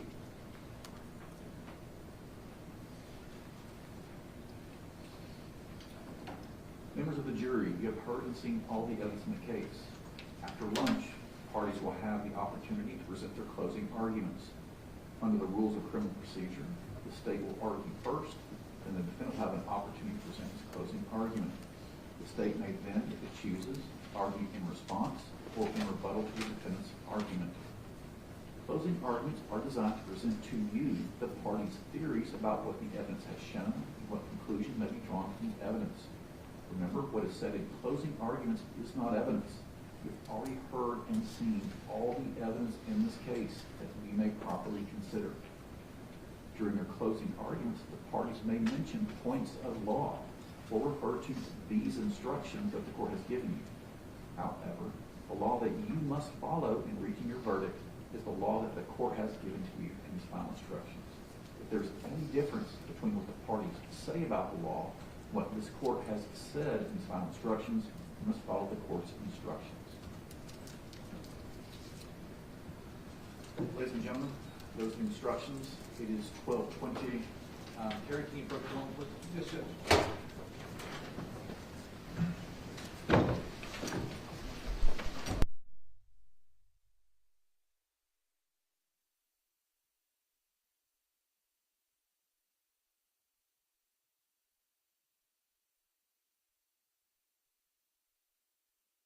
You're going off campus, so we're going to take an hour and a half lunch. So it'll be time to have lunch, be prepared. The arguments will probably be lengthy. It's 12:20, so the parties and jury will be back here at 10 minutes to 2. Closing argument.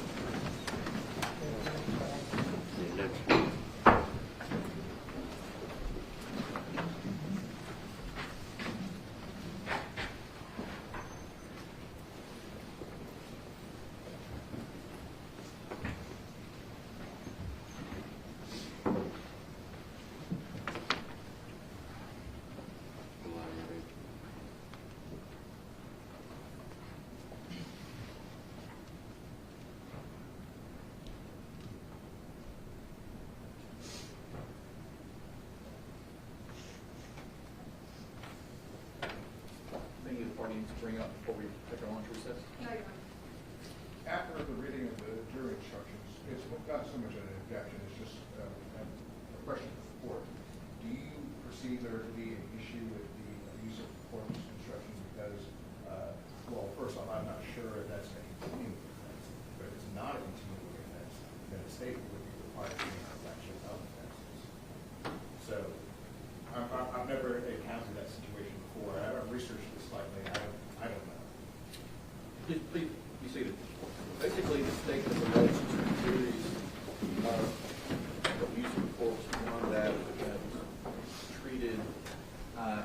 that into the sensibilities of an ordinary person, and two, that it was in violation of a law. If he's found guilty of that offense, we won't know of which one. Jeremy, you got a response to that? No, Your Honor, I'm actually not sure under this statute whether election is required.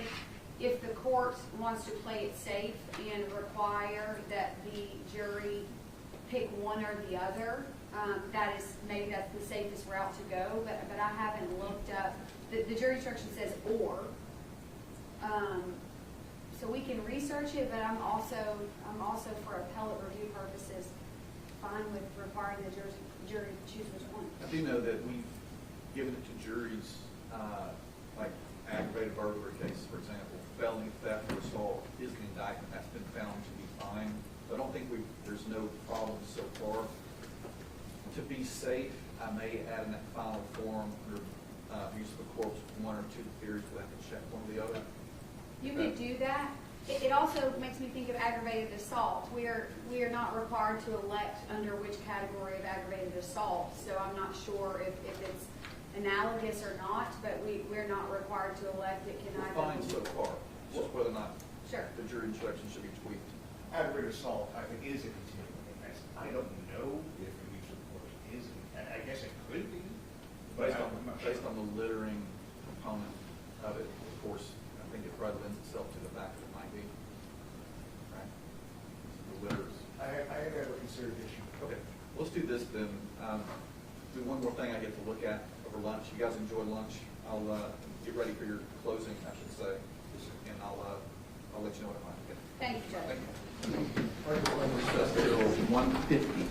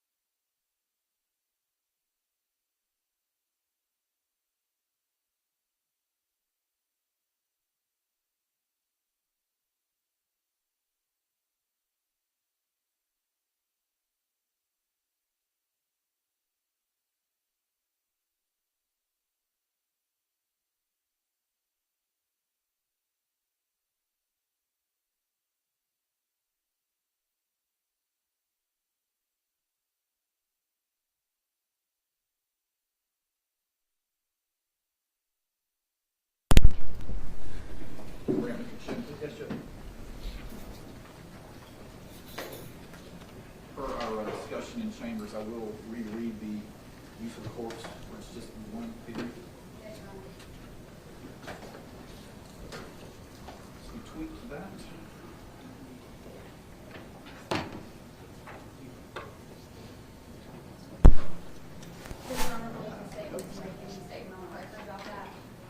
So, I mean, well, I can say in chambers, we discussed how to proceed. And I'll say, I'll just go through it, and I'll say, is this correct? Will you verify that all parties agree Yes. to that solution?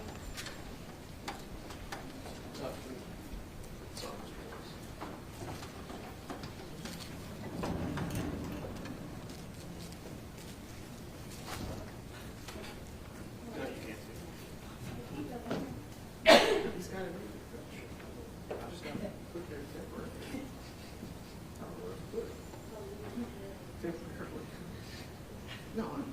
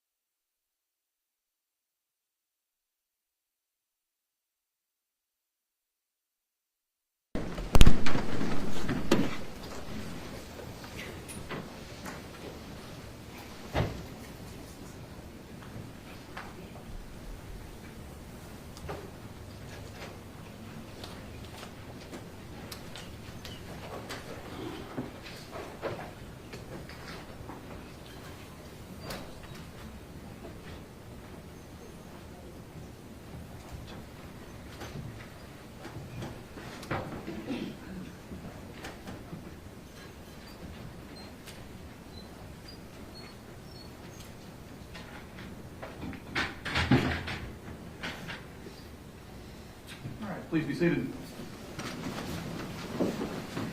Jurors, as I'm sure you gathered, that the jury instruction we worked on was a fluid project, kind of tweaked it all the way up, including when I was reading it to you, so I had to change one of those subsections. Since, or I should say over the break, we talked with parties, and there's going to be a modification to the abuse of corpse jury instruction. The littering aspect will not be part of it. It's just one theory that the state is alleging happened, so I'm going to reread that to you just so there's no confusion.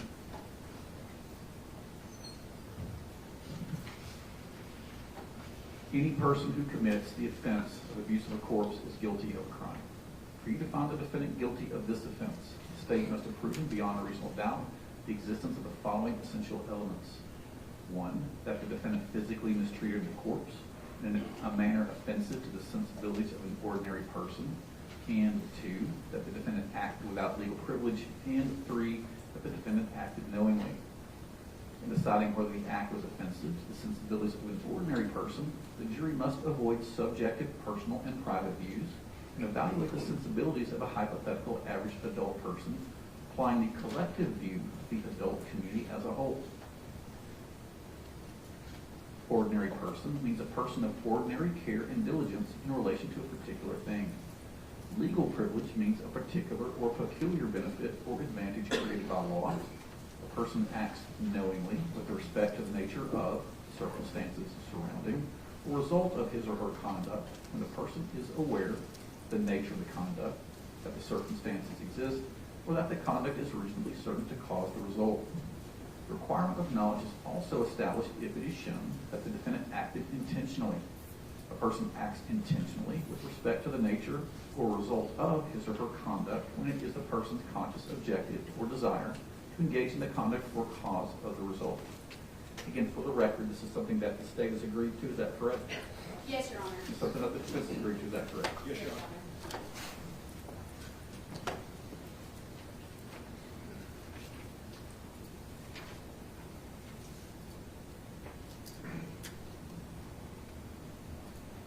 Remember, what is said in closing arguments is not evidence. You have already heard and seen all the evidence in this case that you may properly consider. During the closing arguments, the parties may mention points of law or refer to these instructions that the court has given. However, the law that you must follow in reaching your verdict is the law that the court has given you in these final instructions. If there is any difference between what the parties say about the law and what the court has said in these final instructions, you must follow the court's instructions. With that, since you've already heard all the evidence in the case, and your notes are to help you in understanding the evidence, at this point, you must all put your notepads under your chair. You're not allowed to take notes during closing argument because it's not evidence. But you may refer to your notes as your stay ready to close. Yes, Your Honor. DVD, prosecution lifetime. Prosecution lifetime.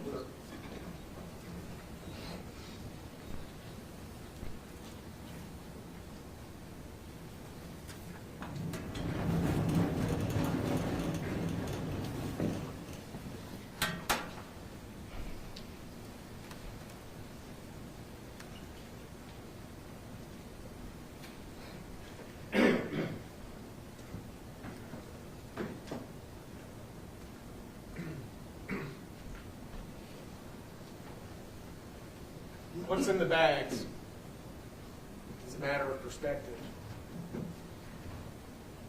For one person in the courtroom, was contained in Exhibit 138-6, found on the banks of the Tennessee River in Hamilton County, was an inconvenience. Something that needed to be gotten rid of, discarded like a piece of trash. Something that you don't care about. But to other people in the courtroom whom you've heard from today, it's something, not today, but over the course of this week, something to be cherished, something precious, something that you'd be willing to go to the ends of the earth to find and bring home safe. What's in the bag? Jasmine Pace.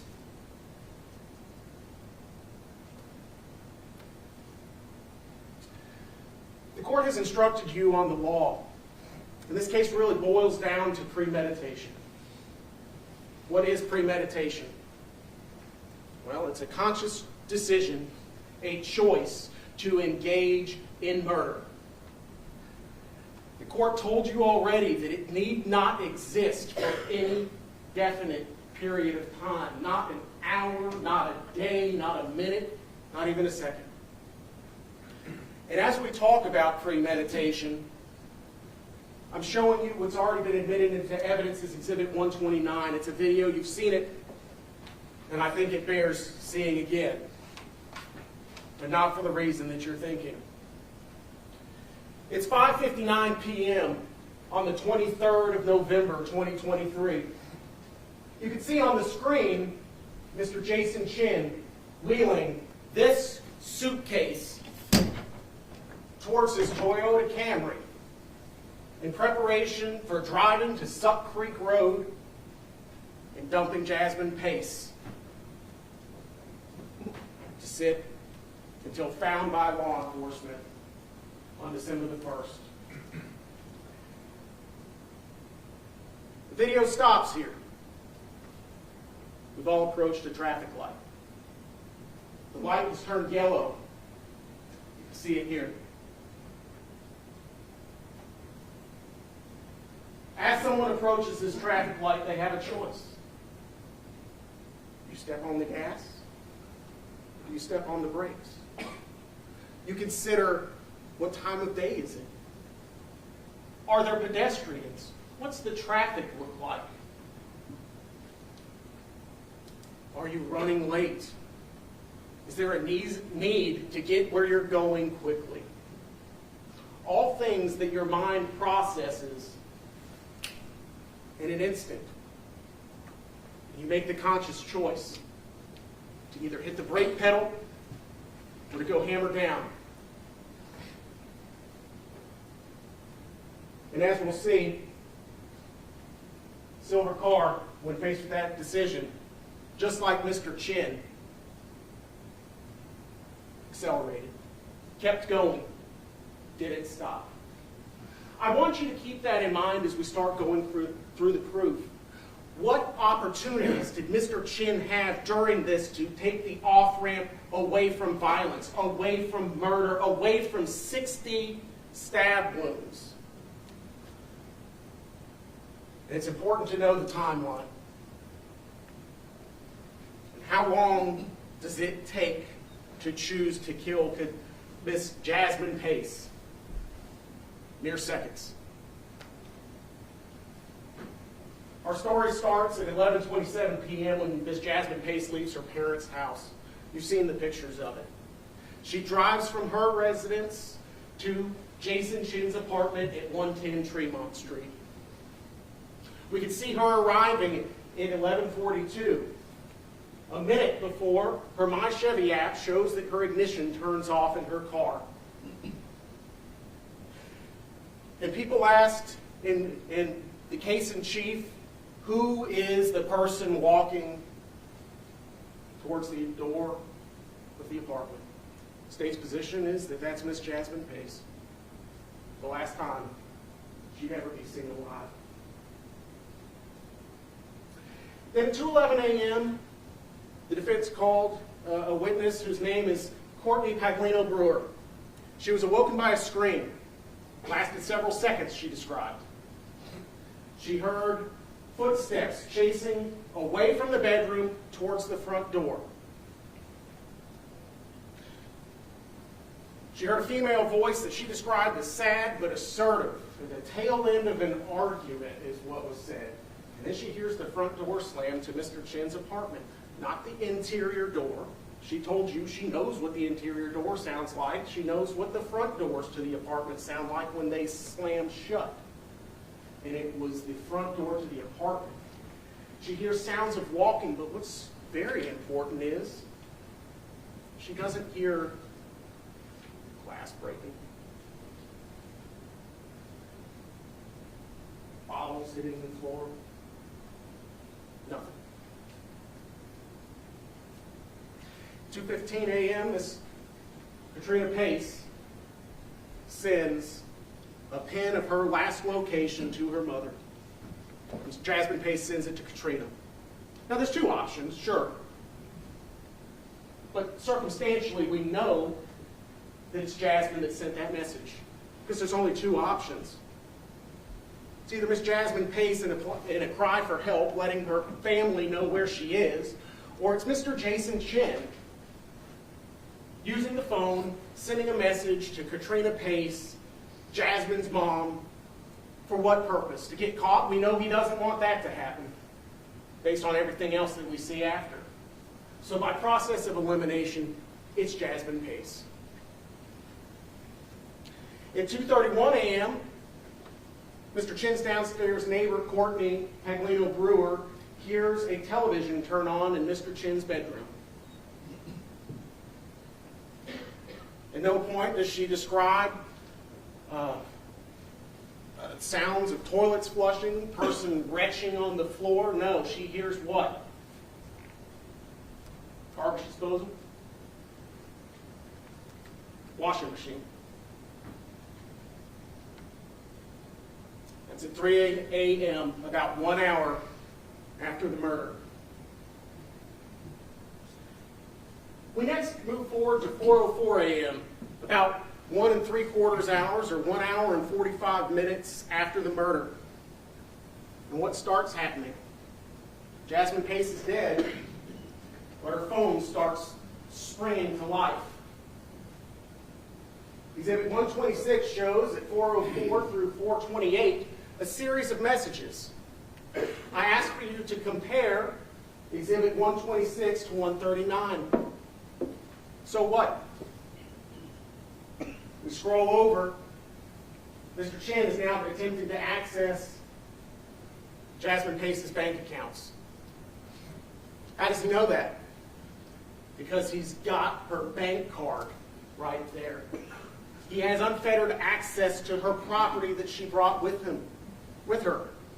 Phones, driver's licenses, credit cards. Moving forward to 9:52 a.m., now 7 3/4 hours or 7 hours and 45 minutes after Miss Jasmine Pace was murdered, we get to Tinder. We get to the Tinder data on Mr. Chen's cell phone. And what does it show? Oops. What's it show? I guess we're dating now. Ask yourselves, is that the mindset of a person who's stricken with grief? Or is it the mindset of somebody who has zero remorse, who does not care, that would take a body, put it in garbage bags, load it into the suitcase, load it into their car, drive it out to the wilderness, and dump it on the side of the road? Which is consistent? Your common sense tells you that it's the latter.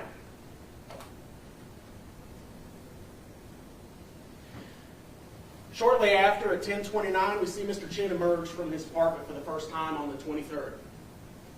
He's wearing a very distinctive hat.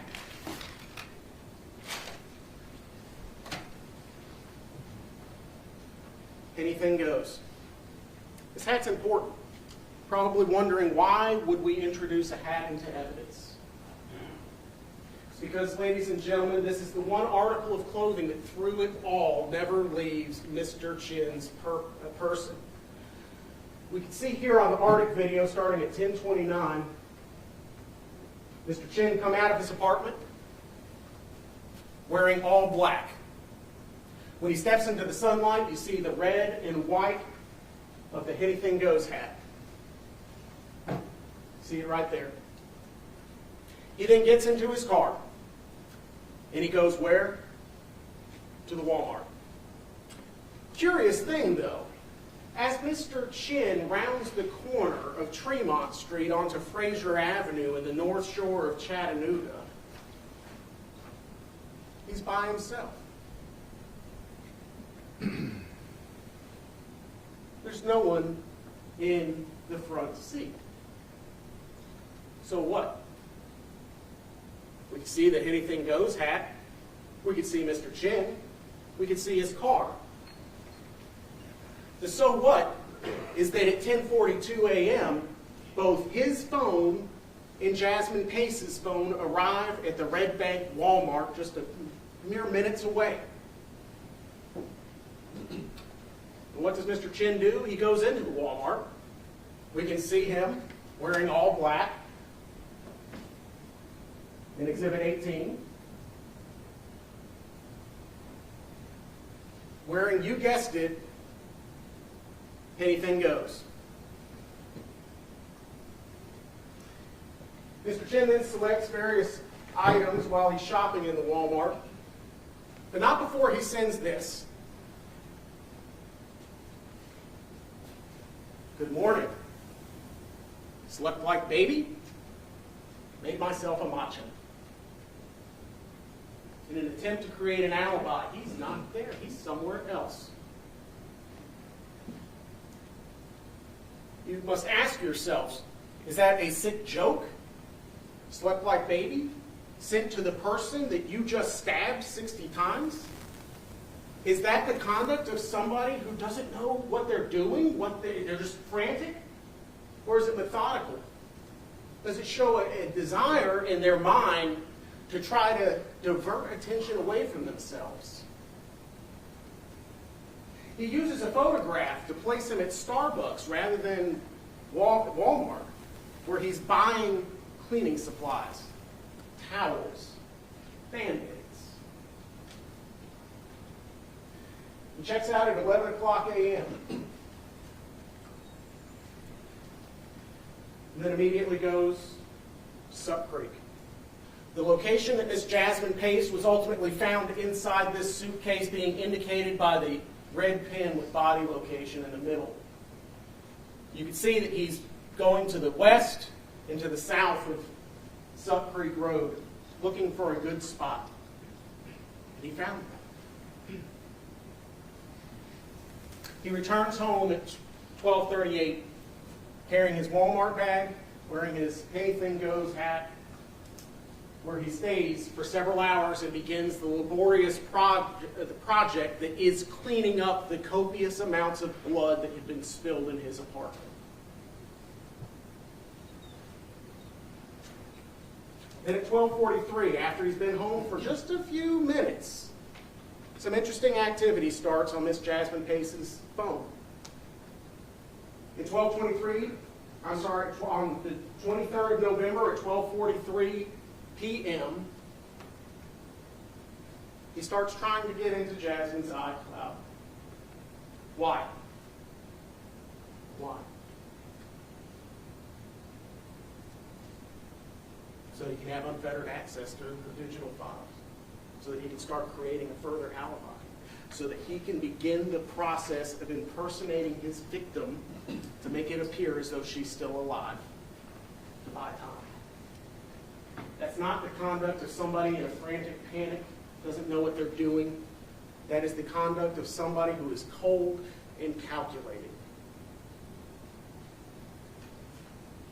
We then see Mr. Chen again later that afternoon at 1:36. This is when he takes the trip from his apartment at 110 Tremont Street and goes to Walgreens the first time.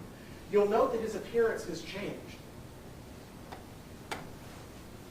See how he's wearing a light colored top and black pants? Different than what he was wearing at Walmart, but again, he's wearing his favorite anything goes hat. One of the jury questions was, what is the significance of item 153? Why was it so important to collect a quarter zip sweatshirt? Most importantly, why was it so important to collect this quarter zip sweatshirt?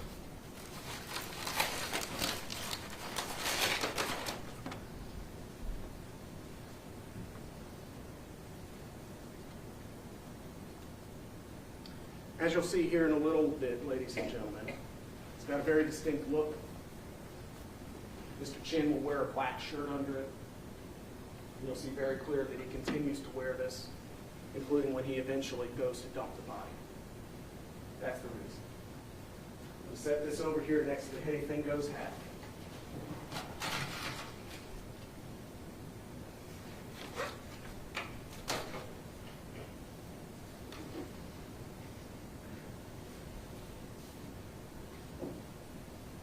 Make a note of the V produced by the opening of the neck beneath the head. We can then see Mr. Chen drive off, again wearing his red hat and his gray hooded sweatshirt.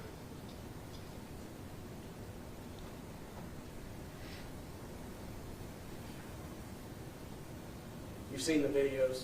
Mr. Chen buys what at Walmart or Walgreens? More cleaning supplies. Isopropyl alcohol.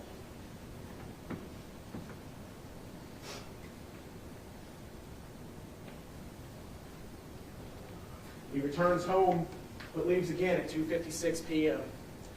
The purpose of this trip is it's an extended one. He's going to scout Sup Creek Road the second time that day.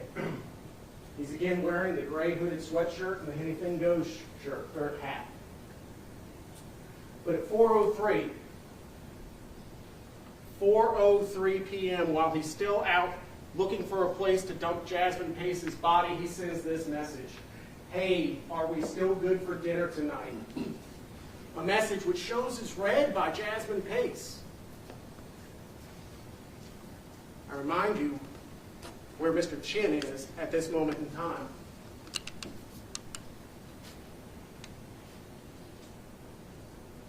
Where the body is found. Again, slept like baby. You still good for tonight? Is that the conduct of somebody who's frantic or someone who's depraved?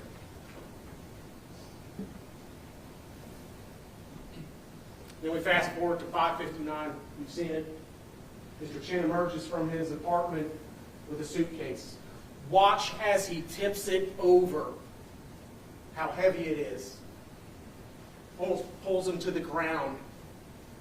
Watch as he struggles. Here we go. Tipping it over. See it? Watch as he struggles to go around the corner towards the light post. Right there. Because it's not clothes. He's not going on some trip. It's a person. It's Jasmine Pace. 98 pounds, soaking wet. 5 foot 2 inches tall. In a rolling suitcase. He then drives past. Again, wearing his Anything Goes hat, his gray shirt.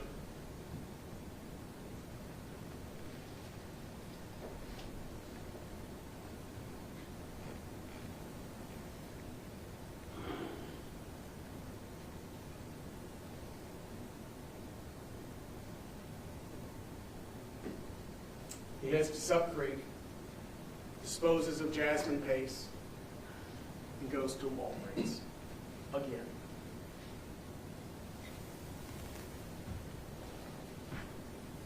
But not before he makes a pit stop. He makes a pit stop at Walgreens. Remember Mark Hamilton, the cell phone forensics expert, when he testified? He said that Jason Chen's indicators were red, Jasmine Pace's were green.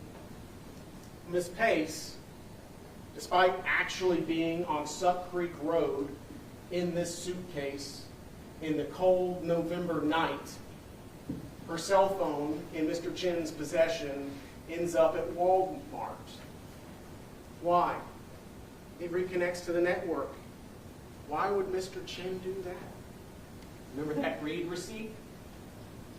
He's now turning on strategically his phone and her phone to create instances where it appears as though she's online, but he's nowhere around. His phone goes dark, her phone turns on. Her phone goes dark, his phone turns on. It's manipulation of digital evidence to try to distance himself from the fact that he's disposing of the body. And we know this because at 6:49 p.m., Miss Jasmine Pace's cell phone with the IMEI number disappears. It's off the network. The SIM card is out of the phone. The SIM card that's in evidence in 167-2. SIM card which was extracted and shown to belong to Miss Jasmine Pace. The defendant enters the Walgreens, again wearing this gray hoodie, completely zipped down, large V on the neck, with a black shirt under it, white shoes, and his ever-present Anything Goes hat. heads home. But he's got a problem. He got rid of the body, but there's another big piece of evidence sitting in the parking lot of his apartment. It's Jasmine Pace's car. So, at 8:26 p.m., he dons a disguise. Think about it. You've now seen his goings and comings at Walgreens, Walmart, the Arctic videos. Does he ever wear a face mask? No. He wears the face mask because he knows where Jasmine's car is located. It's right next to this room. But he knows that that room has a ring camera. You've got all the ring videos and evidence, which predate November the 23rd. You see him looking at it. He knows it's there. So he's got to hide his appearance. Again, to try to cover up his misdeeds. Ms. Pace's car then at 8:27, 1 minute after the ring video, car starts up and we have hard acceleration twice during the trip from 110 Tremont Street to 900 Mountain Creek Road. Why? The state would tender that it's because he's not familiar with this vehicle. He doesn't know how it rides. He doesn't know how the accelerator works.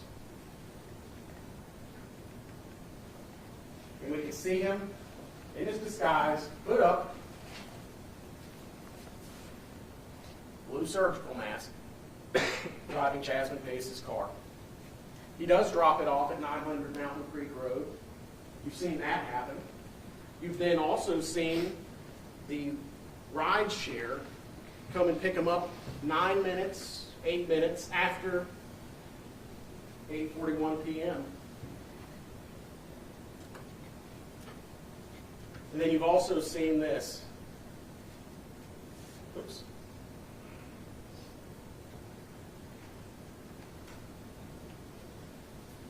Jason Chen getting out of the car, wearing his plaid shirt over his white hoodie. The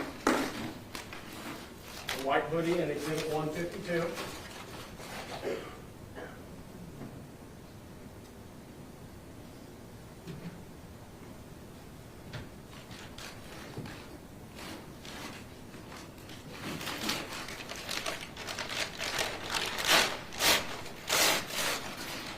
Exhibit 143, this plaid shirt. And he goes into his apartment. Now, how might somebody who's upset about what they have done react?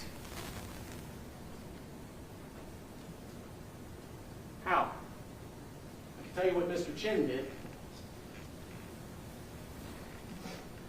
Less than 1 day after stabbing a girl 60 times in his apartment, 6 hours after taking a body and throwing it on the side of the road, Mr. Chen says to his buddies, "I'm getting on in like 5 minutes." The entire conversation is there. They're talking about playing video games. Says COD, Call of Duty. After engaging in actual physical violence, he goes online to get some more.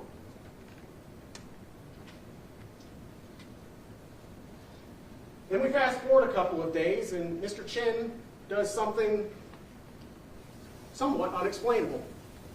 He takes Jasmine Pace's cell phone, takes his cell phone, removes the SIM card from his phone, and puts it into Jasmine's.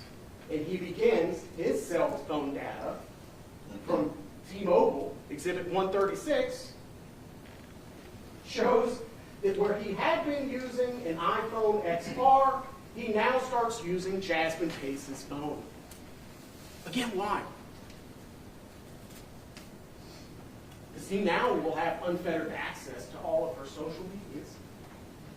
He can start posing as her more effectively, communicating with the family. giving the impression that she's not dead so that they don't come looking for her to buy more time to clean up his apartment. So let's talk about the crimes themselves now that we have the timeline down.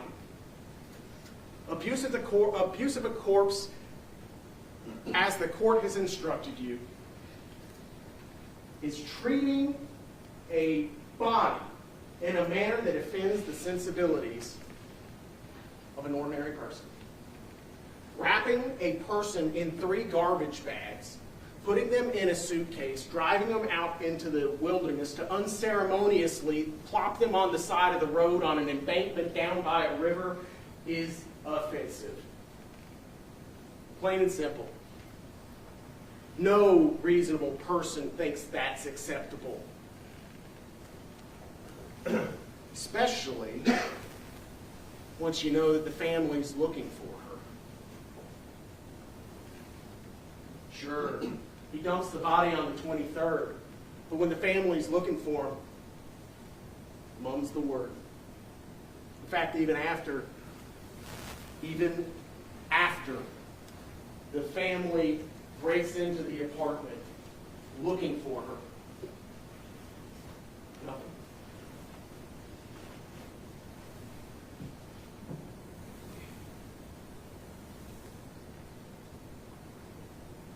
First-degree murder. In order to convict the defendant in this case, you have to find several things. First, the venue that this crime happened in Hamilton County. You heard the testimony of multiple witnesses. Mr. Chen's apartment, 110 Tremont Street, specifically apartment 210, is located on the North Shore community of the city of Chattanooga. Chattanooga is in Hamilton County. We have proven venue. Next, we have to show that Jason Chen is the person who committed the crime of murder. Next, we have 3 elements. That Jason Chen unlawfully killed Jasmine Pace, that he did it intentionally, that he did it with premeditation. Again, going back over venue, you've seen it, you have a map of it. North Chattanooga. We've kind of gone over this a little bit, but I do think it's important to point out because it goes directly to the heart of identity. You can see it in Exhibit 129, 21, 129, and when you watch Exhibit 129, the Arctic video, you'll see it yet again, especially the black, dark V-neck right there. That's Mr. Chen pulling that suitcase. The suitcase that contained Jasmine Pace's body. So we can point out all the similarities. It's like a fingerprint. He's got his anything goes hat, his black shirt under his zip top with his black pants and his white man's shoes. Oh, which are in evidence as well. Exhibit 157.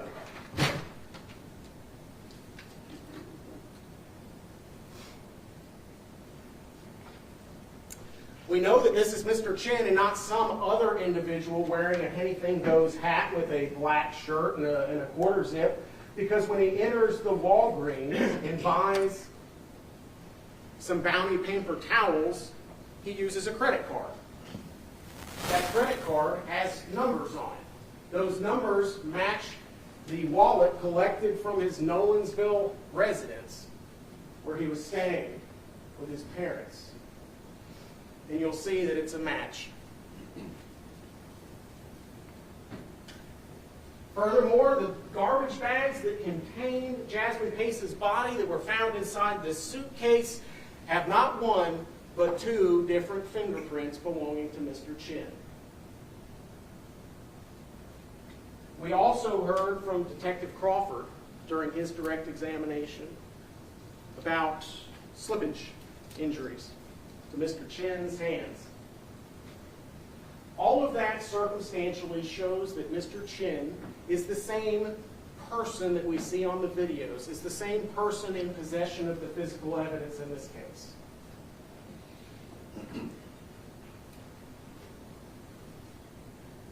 So let's talk about intentional.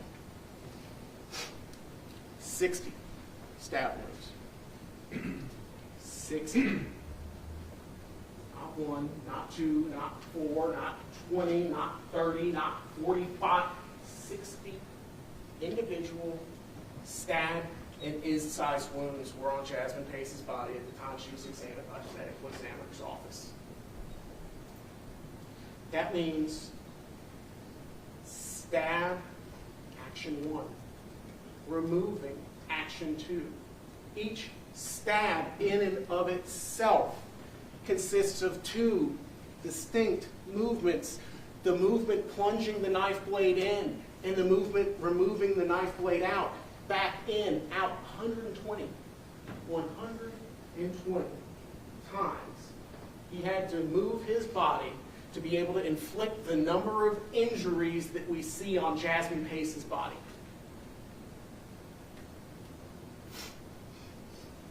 Dr. Cogswell, our medical examiner for Hamilton County, opined that the cause of death was multiple stab and incise wounds.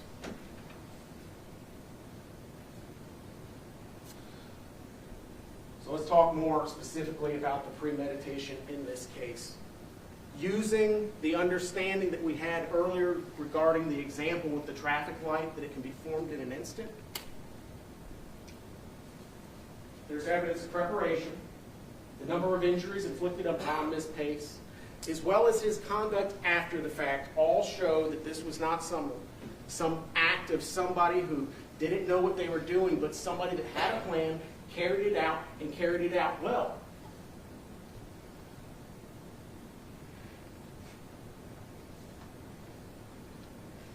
You've got to ask yourself, if Miss Jasmine Pace is in the fetal position, if she wasn't moving, like the medical examiner told you, if the incised wounds are on her left arm, right shoulder, no significant injuries further down, head and neck, but only on the right side, the chin and the eye, what does that tell us? What about the lack of stab and incise wounds to the left side of the body? What about the lack of stab and incise wounds to the front of her body? What does that tell us? It tells us several things. Oh, excuse me. I got on no source. Beg your pardon, Your Honor? I got on no source. Let me know when you're ready. I'll remind the media of the court's admonition not to broadcast graphic images. Okay. Ready? Yes, sir. Austin, you like that? Yes.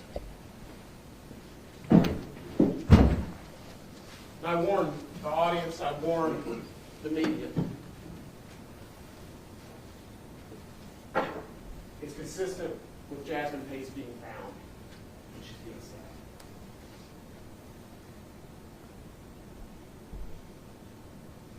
If someone were stabbing a person 60 times, we would expect them to try to get away. But what if they can't? What if they can't because their right hand is chained to their right leg, their left leg chained to their right elbow? Makes it difficult to run. Makes it difficult to do anything. Dr. Cogswell told you that she was stabbed in the fetal position 60 times. We'd also expect that if she's being attacked on the right side of her body, that she might try to defend herself with both hands. There should be injuries on both hands. Instead, what we have are injuries to the left hand, no significant injuries to the right hand. That's consistent with her being in the fetal position with a hand unable to move on the ground.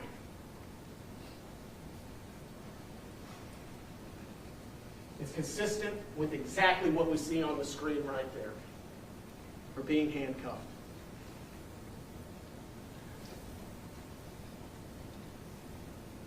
We also see additional injuries on Ms. Pace at the time of autopsy. We don't know what caused them.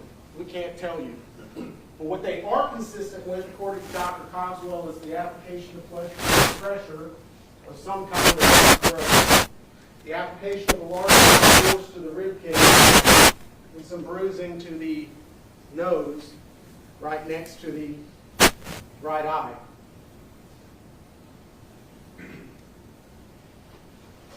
And we also have bruising to her right arm.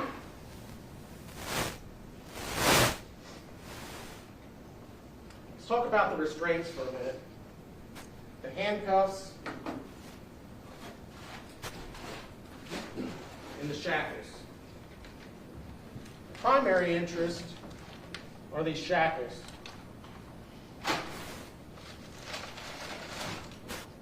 The defense insinuates that the shackles were not placed on Ms. Pace before the stabbing took place. Why? Because if you shackle somebody and then stab them, well, that's taking a step to accomplish what you do. You're confining somebody, you're making it easier to stab, but there's a problem with that. Dr. Cogswell told you that dead people don't move, right? Makes sense. Don't know that it would require a medical expert to say that, but it is a truth.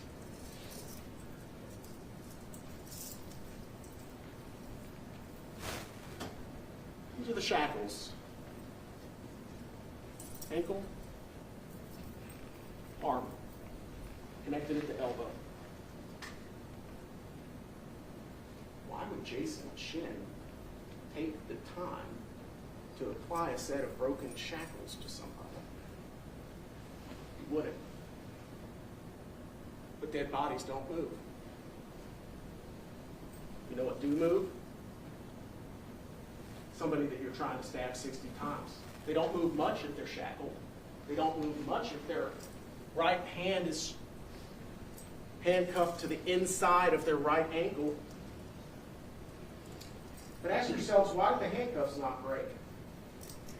Well, you get a whole lot of momentum. Your leg and your hand are tied together. You can't really kick because you can only go as far with your leg as you can with your arm. But guess what you can do with these shackles? You've got more length to work with to build up momentum and snap the chain. Not enough for Miss Pace to get away. No. Not enough for her to get away. She had 2 sets of restraints keeping her right arm down there so she couldn't fight back with her right hand. Only with her left.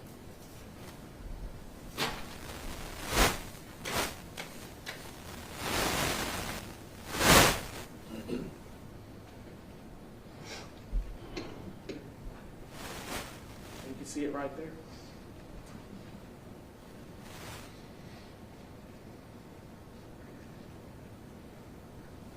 It's broken because Jasmine Pace fell back.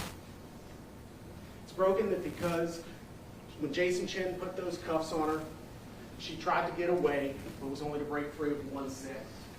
Couldn't break from the second. That's all it took. That's all it took to keep her in one place so that he could inflict a total of 60 stab and incise wounds on her little body. That's all it took. Having her in the fetal position with one arm chained to her right leg on the inside. And let's think about it. Why on the inside? Why not the outside? If it is, as the defense would have you believe, that Jasmine Pace was cuffed up while she was dead, right? Why on earth would they apply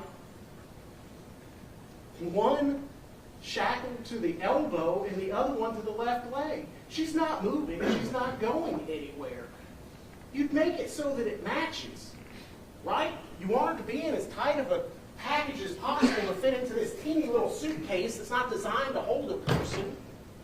She's not moving. Cuff the hands together, shackle the two legs together, and pull them together. You wouldn't go haphazard, right hand to right leg, and then attach a cuff here and attach the shackle to the left leg. That's indicative of she doesn't want to be shackled. He's just slapping the shackles on whatever he can find, whatever he can get his hands on.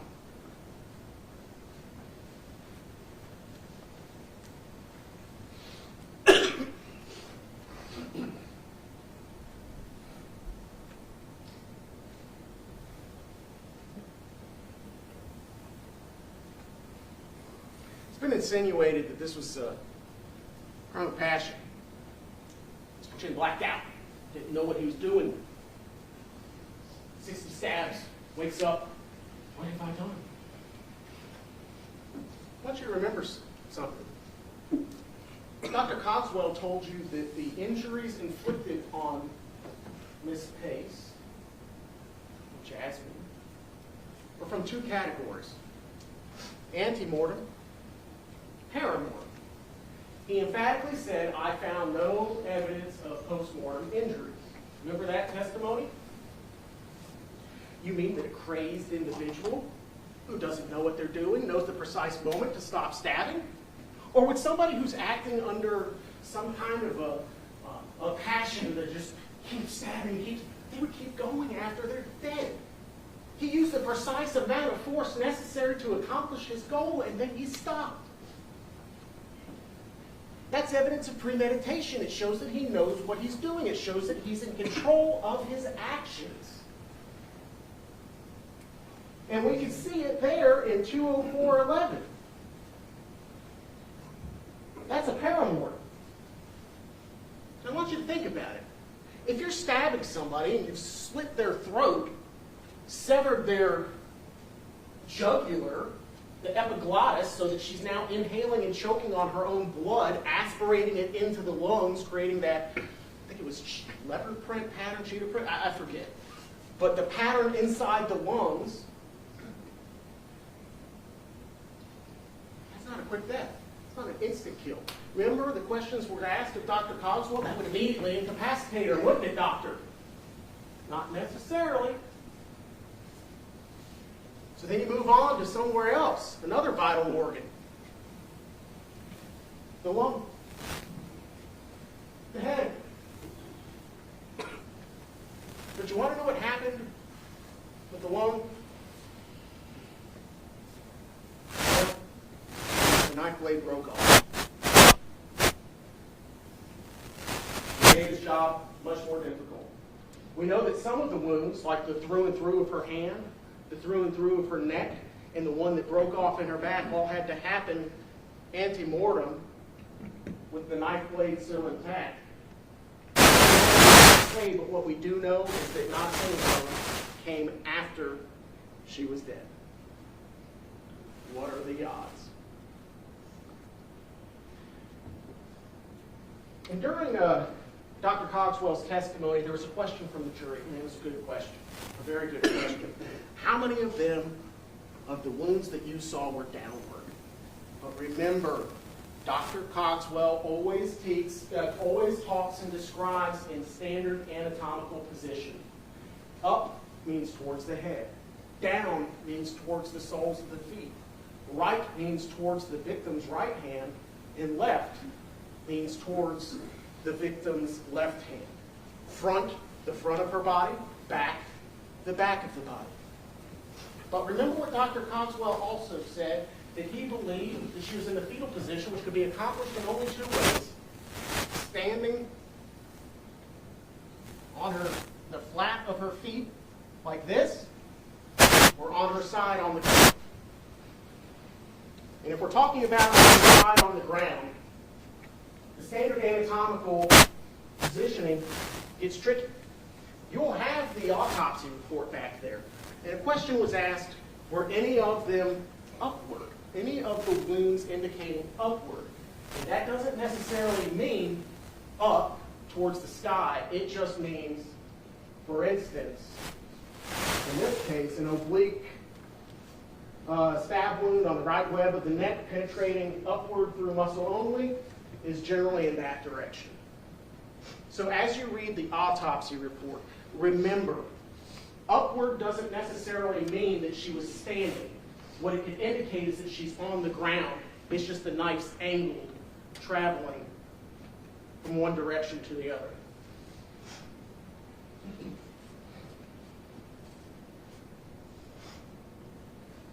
Now, we've already talked about this, but after he stabs Miss Jasmine Pace, after he disposes of her body, he's disguising his appearance. That's a higher level function of Mr. Chen's brain. He is thinking about, I don't want to get caught, so what can I do to avoid detection? He's got to clean his apartment, which he's already started doing, but how can I not be recognized when I'm going out disposing of various pieces of evidence?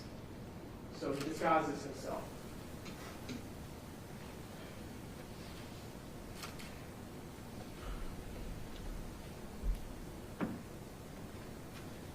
And just if there's any doubt,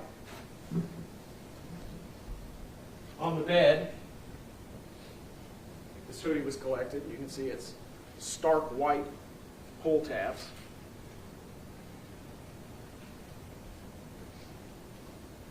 And this shirt. And when you watch the video frame by frame, you can see the pattern. And it's a match. And he left in the crime scene.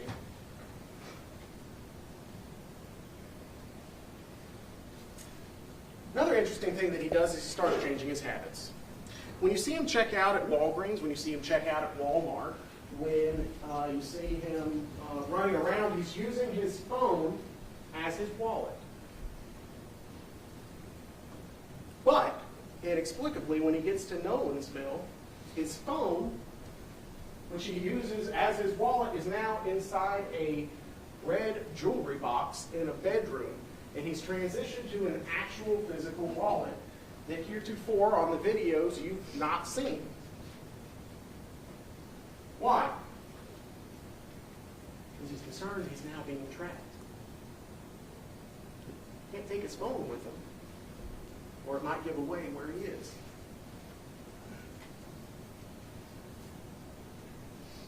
And he stages the scene. We know he stages the scene based upon the physical evidence. The giant saturation stain on the left side of the bed, on the north wall of the bedroom.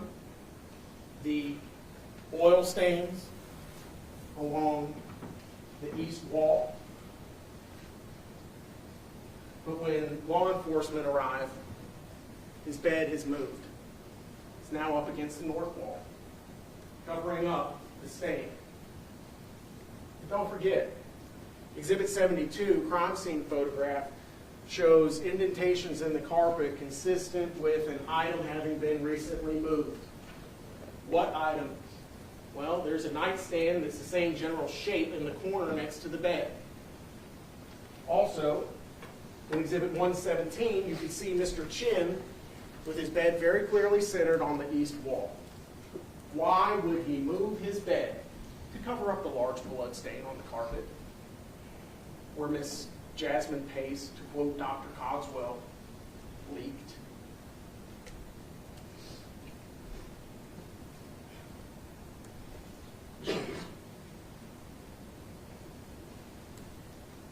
This is circumstantial evidence, personified.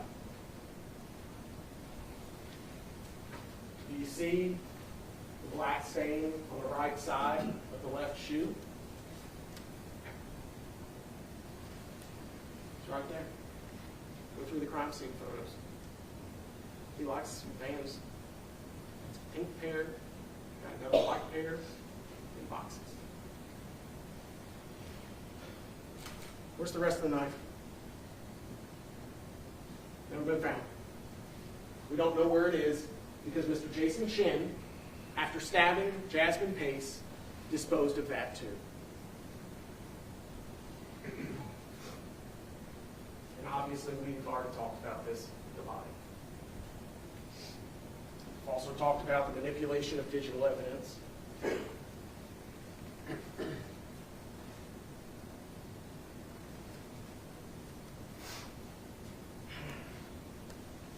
About that as well. Everything he does is calm, it's collected, and most importantly, it's rational. Everything he does is to a point, and that's to escape capture. Everything he does leading up to the attack by shackling and restraining Jasmine Pace is to make it easier to accomplish the act itself. That is premeditation. It doesn't matter that he didn't have it written down on some sheet of paper. Today will be the day that I kill Jasmine Pace. All that matters is he took steps to commit the murder. He committed the murder. And during the commission of the murder, you mean to tell me that during any one of those 60 stabs, he never once thought, I should stop? No. Like the car approaching the yellow light, it was hammer down. Keep going. Don't stop. The defense's theory is that this all happened in the bedroom. This was been insinuated. They're expert. Something big happened in the bedroom. The defense postulates that the blood in the bathroom is because Mr. Chen crawled on the floor and took his shirt off. That's how the blood got there. Remember that question being postulated to the defense expert? It's possible. Is it reasonable? We'll talk about it. Their own expert described the collection of evidence as he was testifying on direct examination yesterday. CPD, crime scene, did a good job collecting things with the knowledge that they had going on. Their own expert said that. I didn't ask that question. He just offered it to you. That was his opinion, unsolicited.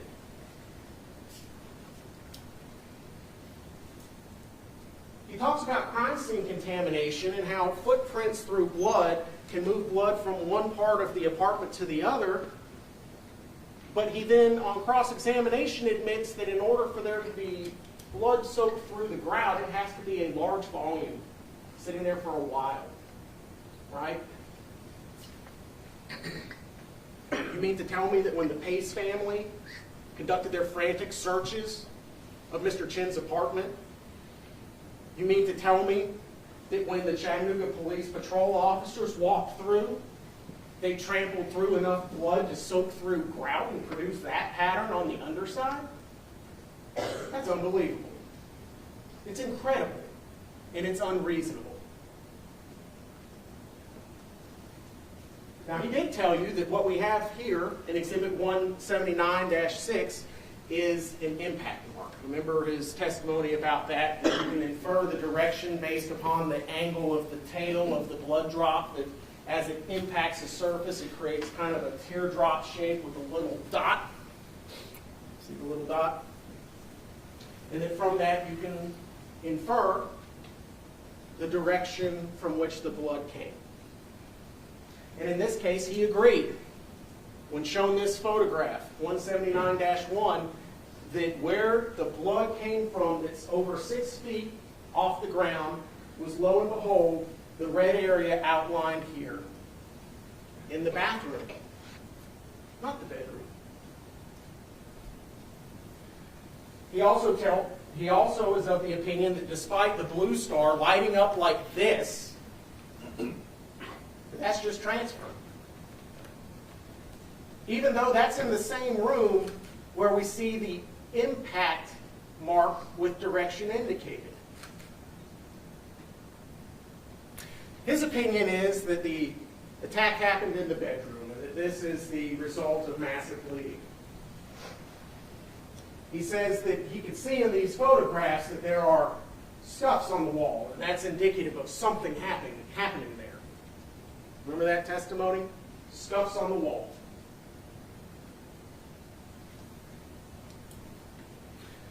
He tells you that he can't see drag marks, but he did recognize a blood trail going from the bathroom past number 6 under the bed to the large saturation stain that we saw in the preceding photograph.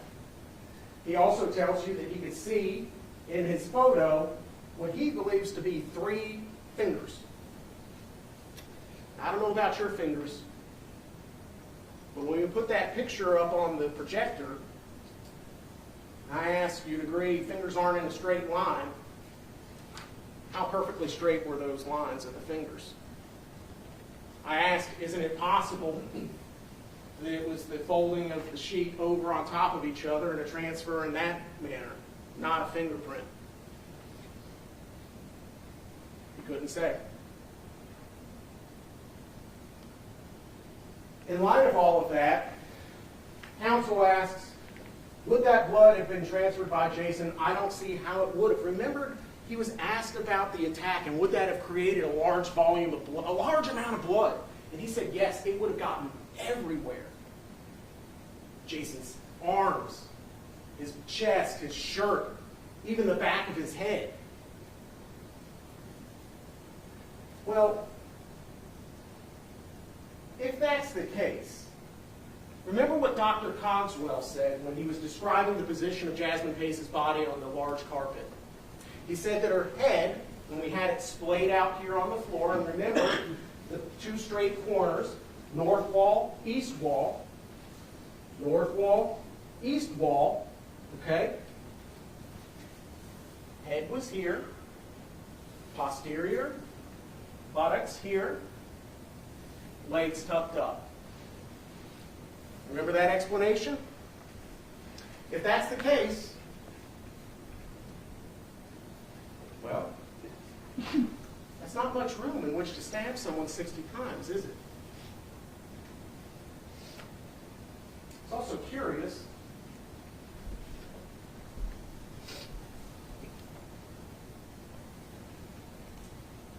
How would you be positioned to be able to even inflict those wounds in that little area? It's not reasonable. The explanation makes absolutely no sense. I mean, don't forget, it's an attack that literally broke the knife blade off. A violent attack. Created blood that would have covered both the victim and Jason Chen. But ask yourselves, if that headboard was up against the wall, meaning this is the side of the bed exposed to that violent exchange, where's all the blood? All we have are these little red spots. A couple small little transfers. Where's the blood on the maroon sheet that was pulled all the way down? Ask yourselves, if the attack severed the ulnar artery on the hand that's free, you mean to tell me that Dr. Cogswell, who described arterial bleeds as spurting, that there's not blood everywhere, just in a little puddle? Where's the blood? On the floor, no doubt. We'll agree to that. Where's the impact stains? On the bed, the wall, door frame, the molding. Where's the blood? Dr. Cogswell told you in his testimony, follow the blood. And it just doesn't follow.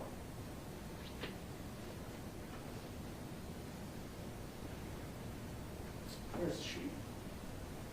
If Miss Jasmine Pace was stabbed 60 times within a foot or so of this bed and that sheet, in the manner described by Dr. Cogswell and their own crime scene expert, it would be soaked. But it's not. All we can see are some red stains in the carpet.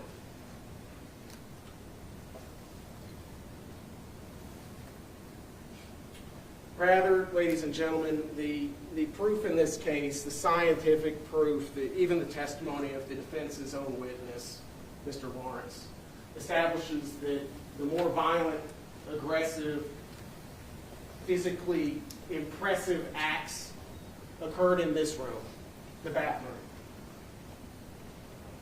in that area right there.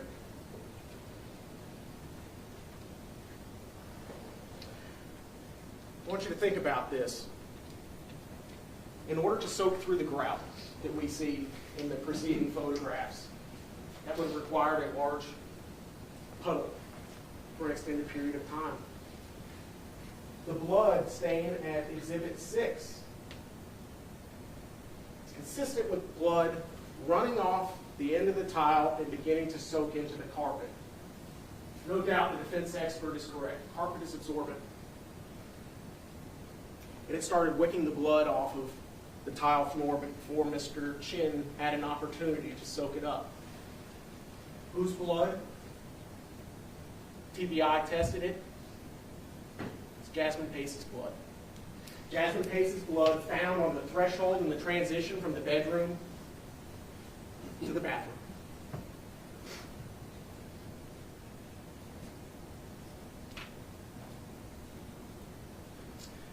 The impact marks lead back to the large puddle of blood, to the large puddle of Jasmine Pace's blood. And oh, by the way, 159.12 and 159.13, remember he said there's an impact mark on the threshold of the door in the bedroom, and it ran down and then puddled a little bit? That blood will do that. It'll impact, it'll drip, and then it will stop. It'll stop that on the bathroom. But hey, it didn't happen there. It's what their expert thinks. Despite the fact that the bathroom lights up like this, he says it's all contamination. That's his opinion. All of this is contamination. He said it over and over and over and over again. Contamination, contamination, contamination. Everybody's contaminating. I'm contaminating. Everyone's contaminating. You want to know where the Paces, the police, the crime scene units aren't walking with their feet? How about the doors? It's not contamination. That's Jasmine Pace's blood, because that's where Jasmine Pace was murdered.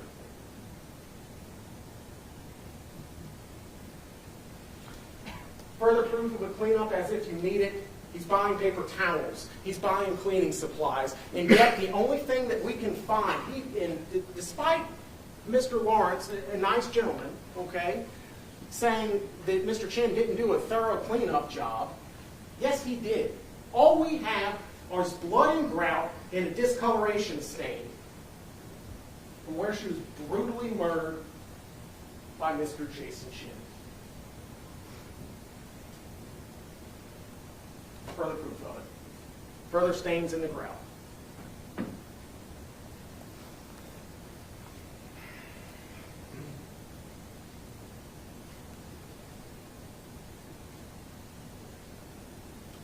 Let's talk about voluntary manslaughter. Defense has said provocation. Provocation, provocation, provocation. Based on what evidence? Courtney Paglino Bruin said she heard him argue. You've seen an awful lot of arguing in this courtroom over the course of this trial. An argument is not an excuse to murder somebody. Just because you have a disagreement with somebody and they're yelling, that's not adequate provocation to lead an otherwise reasonable person to act in an irrational manner.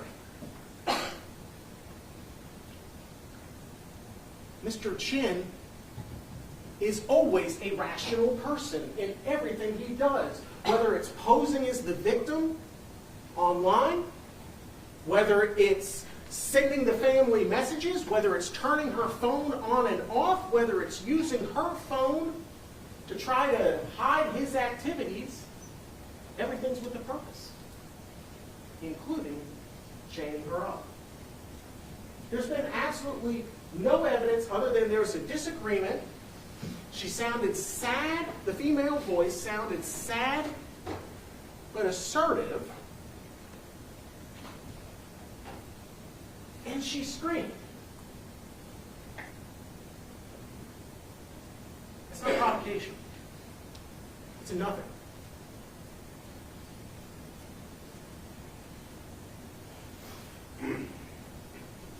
She's not there. What would cause a reasonable person to act unreasonable? It was posited earlier that it was a wine glass. Where? Ms. Brewer didn't hear crashing. She didn't hear breaking. All she heard was running away from the back of the apartment towards the front. Is that consistent with the story that we were told earlier? No, it's not. It's consistent with Miss Jasmine Pace trying to get away, being stopped, being restrained, and then being murdered in the room that, guess what, is in between the bedroom and the front door. Mr. Chen was able to stop her before she got out, and that's where he handcuffed her, and that's where he started stabbing her. Did she bleed a lot in the bedroom? Absolutely. Absolutely. But even when you were shown the carpet with the giant saturation stain, you can't say that's Jasmine Pace. You remember that question being asked over and over? Then whose is it? Every explanation that has been given for Mr. Chen's conduct up until this point has been disproven.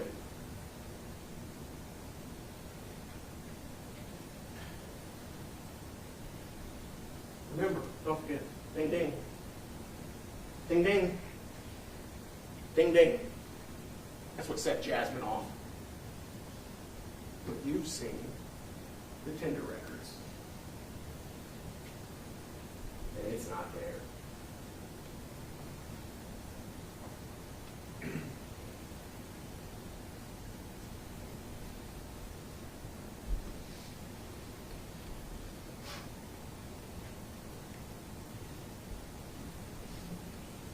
What this shows is a person who may have had an aggressive emotion during the attack, no doubt. Every murder is aggressive. Every murder is emotional. That doesn't mean that it was provoked.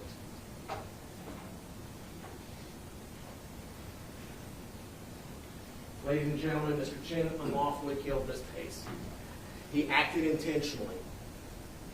The number of wounds, his restraining the victim before the attack, his conduct after all shows calm reflection on the task at hand. And that's why he's guilty of first-degree murder.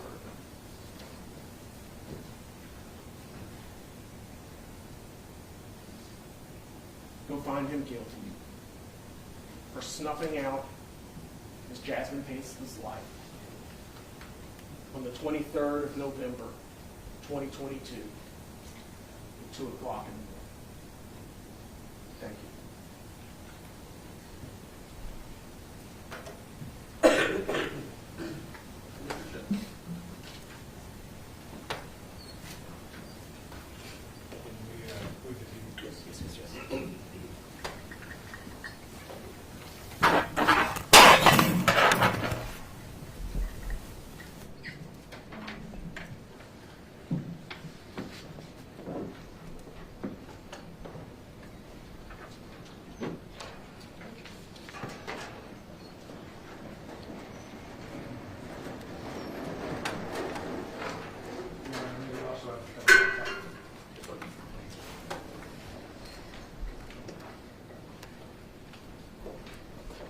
Ladies and gentlemen of the jury, on behalf of Jason Chen and his defense team, we appreciate your attentiveness during the course of this trial.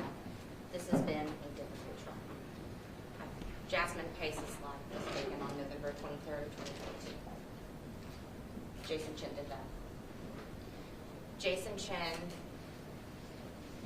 and Jasmine Pace have been in a relationship on and off, as you heard testimony, for about a year. On November 22nd, just before midnight, Jasmine Pace came to Jason Chen's home at 110 Tremont Street, apartment 210. It's undisputed. What happens between 12 o'clock and 2 o'clock? There's no proof of it. But we do know just after 2 o'clock in the morning, Courtney Brewer was awakened. She was awakened by what she described as a female scream.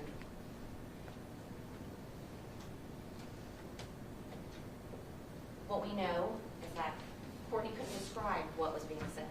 She couldn't say to you, she couldn't answer any questions about what the argument was over. She described it as something that you couldn't decipher. Emotions are up. Pulses are up. Everyone's aggravated. Jason Chen's scared. Jasmine's upset. Jason's upset. And Jason killed Jasmine. He got a knife, and 60 times Jasmine was stabbed. That hasn't been disputed by the defense since the first day of this trial. What's been disputed is the state's allegation that this is premeditated. You as a jury have the most important job. You're going to retire to a jury room, and you're going to be looking at all of this evidence. You're going to be looking at all of the testimony, recalling the testimony that you've heard from all of the witnesses. Investigator Crawford, Dr. Cogswell, Courtney Brewer, CSU investigators. You're going to be going through mounds of evidence, days of testimony. And like the general asked you during jury selection, you get to use your common sense. You get to apply what you know to the facts and the evidence that's been given to you. What we know is that from just after 2 o'clock in the morning, everything that Jason did showed that there was no plan. It showed that he wasn't acting rational.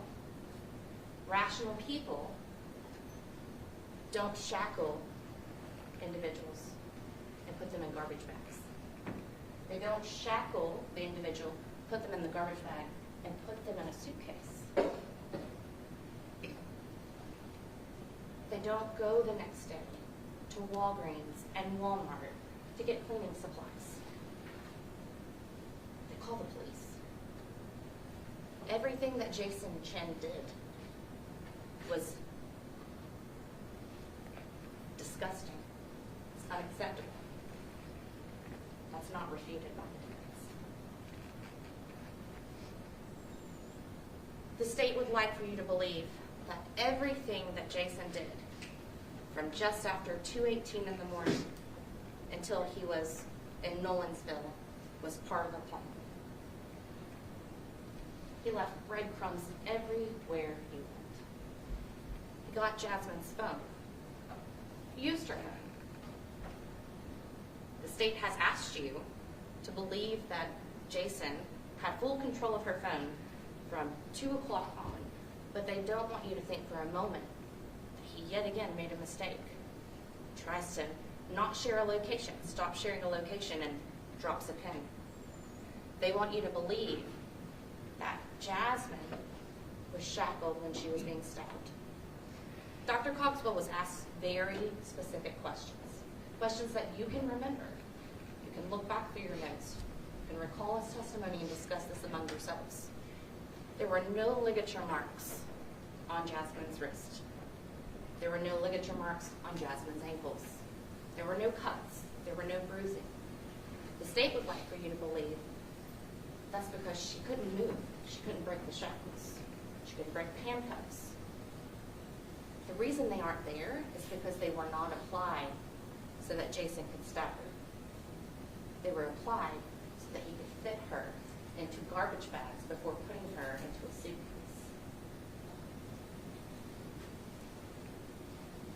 if the state was able to establish that she was cuffed and shackled, there's your premeditation. They don't have that. You don't have that for the proof either. What you have is the state's argument to you today. That's the theory you should believe. And their own expert refutes that. No defensive wounds, no ligature marks, no bruising, no cuts. An individual that's fighting and tied would surely have that.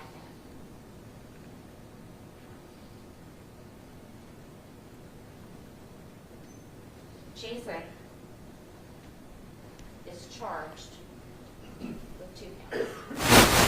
Abuse of a corpse, first-degree murder. When you're in this jury room, you're going to be tasked with finding him guilty of an offense beyond a reasonable doubt. What is that? Reasonable doubt, beyond a reasonable doubt, is going to be the elimination of any doubt that Jason Chen committed these offenses. Let's put them side by side. The abuse of the corpse charge. A reasonable person would not believe that it's acceptable for Jason to put Jasmine into trash bags after she's been shackled, put her into the suitcase, drive her to Suck Creek, and discard her. No reasonable doubt would a reasonable person have. That's not acceptable. That's unlawful, and that he's committed that offense. When you're in the jury room, though, do you have that same confidence related to premeditation? Do you have the same conviction that Jason knew what he was doing, that he intended to do this, and that he had the plan to do it? The law is clear. We're not asking you to believe that Jason had hours, days, months that he's planned this out. But you have to know with moral certainty that he had a moment to reflect and that he didn't. It's the state's burden to show you that he had that moment of reflection and that he chose to disregard it and to continue to engage in acts that killed Jasmine Pace. Ladies and gentlemen, that's not here. You've heard from Courtney Brewer about the yelling, something that she can't even describe to you what was being said. Movement throughout the apartment.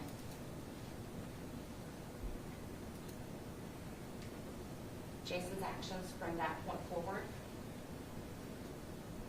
well, are not acceptable or adequate. If you believe that Jason was provoked to a point of being in fear or terror, then you're going to be looking at the jury instructions specific to voluntary manslaughter.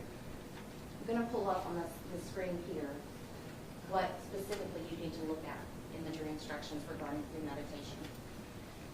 When you're dealing with premeditation, and I'm going to read this to you, but you have the ability to read it yourself. It's a premeditated act that is done after the exercise of reflection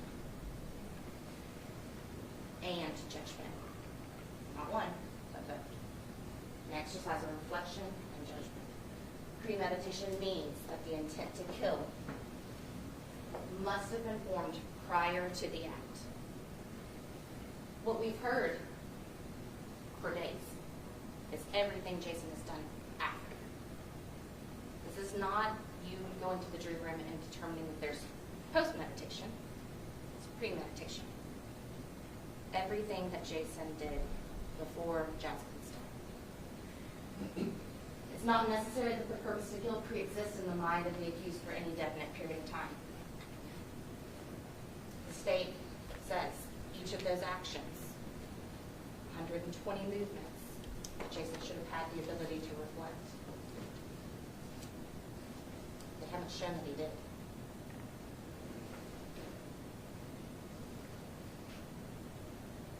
What you need to look at also is in Dr. Cogswell's testimony.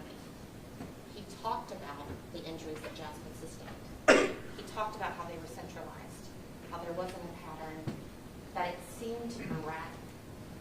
It seemed as if someone was in a state of excitement, a state of passion.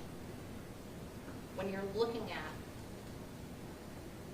the lessons that the judges already instructed you about, when you go into second degree or voluntary manslaughter, when you find that the state has not met their burden to prove premeditation, you're going to be looking specifically at the distinction between what is second degree murder and what is voluntary manslaughter.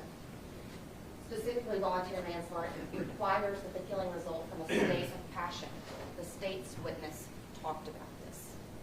They talked about the individual that inflicted these wounds being in a state of excitement or a state of passion. Right here, in your jury instruction. That is something for you to consider. It does require that there has to be a state of passion that's produced by adequate provocation. You heard yelling from the floor below. That was enough to wake an individual up at 2 o'clock in the morning. So loud that she couldn't even make out what was being said. Here's an argument. Provocation. When you're looking at the next step, it would lead a reasonable person to act in an irrational manner. The state would like you to believe that he was cool, calm, and rational. Irrational people do the things that Mr. Chen did. On the next slide, when you're trying to determine what the state of passion is, passion means human emotions such as anger, rage, resentment, terror, similar emotions which render a mind incapable of cool reflection. If you find that there was provocation, that you believed Ms. Brewer, that she heard a female screaming, so loudly yelling that nothing could be made out of what she's saying. Anger. Jasmine is angry. Jason. We don't hear that Jason's yelling back or that Jason's screaming at her. We hear that a female is yelling. If you find that there was a specific issue of whether or not Jason could have been in a state of passion, you can't form premeditation because he can't reflect. There's no moment that he could have for cool reflection.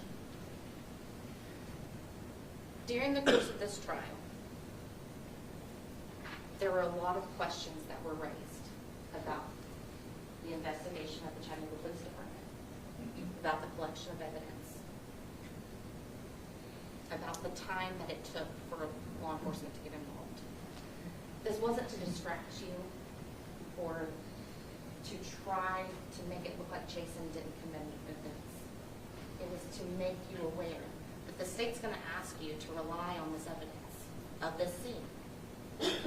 That one, Jason contaminated, but so did every other individual that went in afterwards. They want you to believe that this scene is pristine enough that it sets a story up that Jason acted with premeditation. Cleaning a scene after the fact does not give you premeditation. Removing Jasmine's body, shackling her, putting her in garbage bags, and putting her in the suitcase and discarding her on the riverbanks doesn't give you premeditation. It gives you the use of force. How Jasmine was discarded is not acceptable. Jason should be held accountable for that. Jasmine's death is not acceptable. Jason should be held responsible for that. When you're in the jury room, and you are looking through these instructions, it will be important for you to remember it is the state's burden to prove each of those elements beyond a reasonable doubt. First-degree murder requires premeditation as you saw on that first slide. The state has to prove that beyond a reasonable doubt, and it has not been proven. You will not find first-degree murder. But when you're evaluating the jury instructions and the other charges available, ladies and gentlemen of the jury, you will find that Jason Chen did unlawfully kill Jasmine, that he acted in a state of passion, and that he committed the offense of voluntary manslaughter.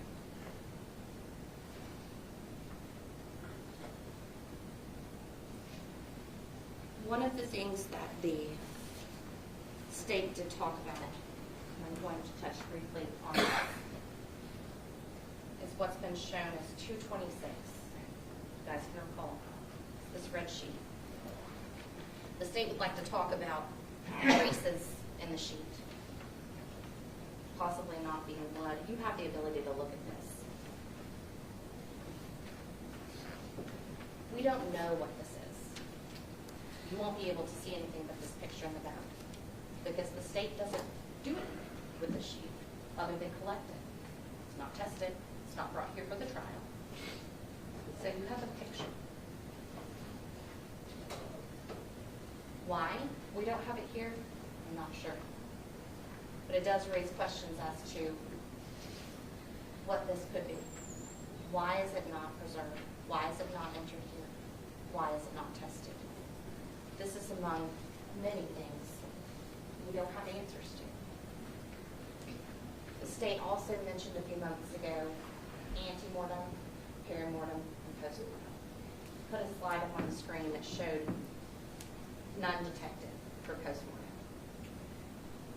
Dr. Cogswell, in his testimony, said that the time that it takes to inflict those injuries, the 67 wounds to Jasmine, is not the same amount of time it would take for her to die. You can remember that. He said that more than once. The fact that an individual is stabbed 60 times does not mean that she died instantly. You heard about her continuing possibly to bleed out. Jason Chen did not stop stabbing because he thought she was dead and that was good enough. There's no evidence that supports what the state has just said to you. Dr. Cogswell's own testimony refutes what the state just stood here and told you. Dr. Cogswell said that the amount of injuries that were placed on Jasmine, she would have died after the infliction stopped because of the amount of bleeding that she was doing. I know that I've just said this to you, but I'm going to say it once again. This has been a hard case. Jasmine deserves justice. You have given Mr. Chen the benefit of a fair trial. Your attentiveness has been very clear throughout this, and it's much appreciated. In reviewing this evidence, we ask you to return a verdict of voluntary manslaughter. Massachusetts. Thank you.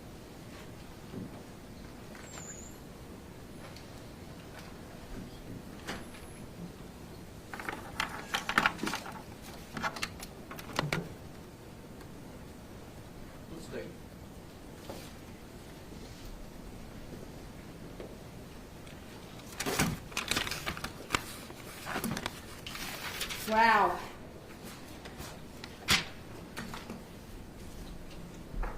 In opening statement, I told you that we would give you the dots and we would help you connect them. Every single fact we mentioned in opening statement, we proved beyond a reasonable doubt.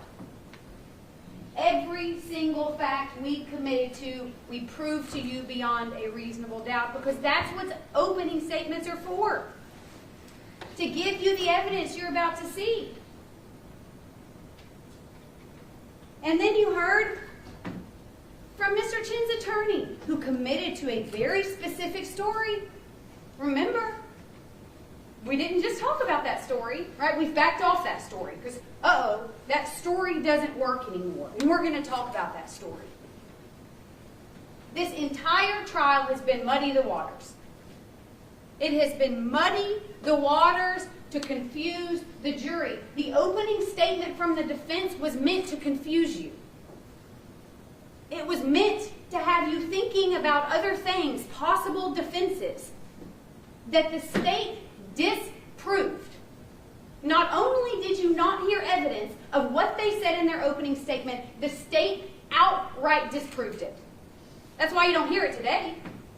That's why we're not going to go back over the defendant's story. And you had asked about transcripts of opening statements.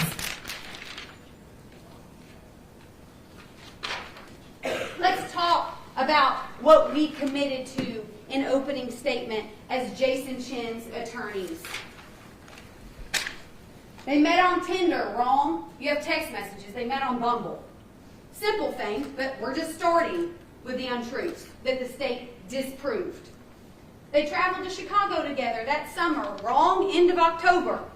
You have text messages that show that he asked her to go to Chicago. You heard that you will see messages where you will see that one of them likes one of them more than the other. Oh, that Jasmine liked him more than he liked her. Wrong. You never saw proof of it. In fact, you have all the messages that they didn't want to show you. They wanted to put them in evidence and then just hope that maybe you'll waste your time reading them. So what did I do? I put them on the screen for you. That weekend before he killed her, he asked her to come over. Oh, she likes him more? No. If you want to waste your time reading the messages, read them. You'll find out that that was not true. What they committed to in opening statement was not true.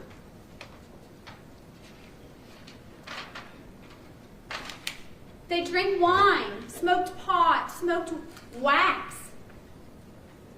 We didn't hear that just now, did we? Why? Because it's not true. They committed to a story to throw mud at the wall, and it was never true. It was meant to confuse you. And then also, how offensive.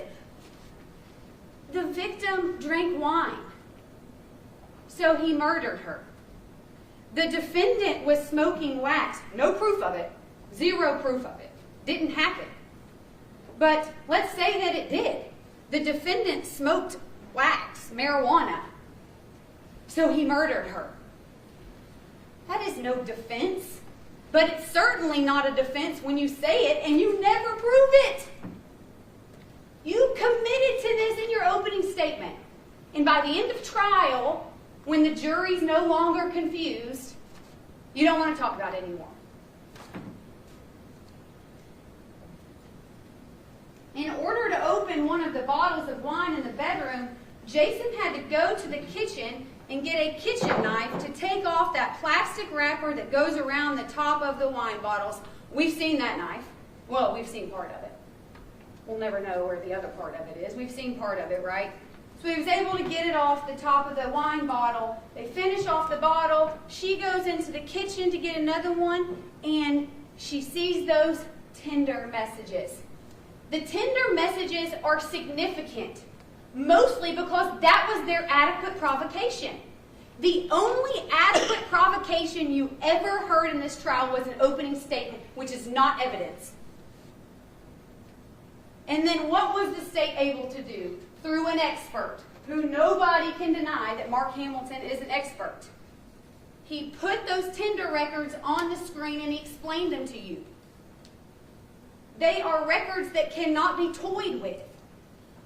They are records that T-Mobile holds regardless of whether you delete things. Those are his Tinder records. And not only did he not have Tinder notifications from that morning, he didn't even have Tinder notifications from November 22nd. That was their adequate provocation. It didn't happen. We know for a fact it didn't happen. So now they stand up here and they say, adequate provocation. He was provoked with zero evidence. What the evidence was is that he chased her to the door of that apartment. Miss Paglino Brewer was the state's best witness, and I didn't even call her. I wish I would have. She nailed down our timeline. If you didn't already believe the timeline because she sent her mother her location at 2:18, Courtney knows it. Courtney looked at her phone at 2:11 in the morning after she heard a scream of a woman in, quote, distress. And here's the kicker. They want you to believe this fabricated story that there's no proof of. But how does Courtney help us? Because she attacked Jason. Again, we're uncommitted to this story now, but let's just go back to their opening statement. She attacked him with a wine bottle, and then subsequently, after he kicked her 98-pound body, according to opening statement, he kicked her 98-pound body to the floor where she fell on wine glasses. She then subsequently came at him with a wine glass and he stabbed her irrationally and very fast 60 times. Not true. Why? Because of Courtney and because of that phone location. Courtney was 2:11 a.m. The phone location to her mom was 2:18. 7 minutes. She screamed. Things happened. She was able to know she was in enough danger that she needed to send her mother her location. It wasn't fast. It wasn't fast at all, and we know that. 2:11 is 7 minutes from 2:18. It wasn't fast. She knew she was in danger. She tried to get out of the door, and Courtney told you that she heard a door slam. Jasmine knew she was in trouble. She had time to use her phone before he started killing her. Made up story.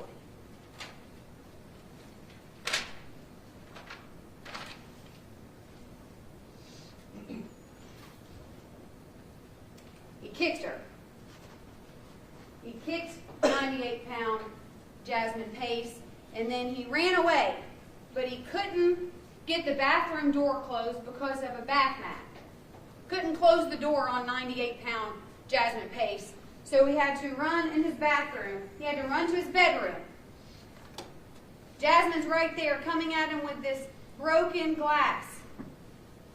In closing, they don't want to talk about the story that they committed to, because the story they committed to was that he killed her in the bedroom. And he gets, quote, and he gets back into his bedroom, and Jasmine's right there, coming at him with this broken glass. Jason sees the knife, and he reacts, and he stabs. Okay, we got two problems there. First of all, his own expert, who I wish I would have called, good expert, says that there's something that happened in the bathroom. There is blood spatter on the wall in the bathroom. Like General Moyle showed you, there is blood in the grout in the bathroom. We know she was moved. Why do we know she was moved?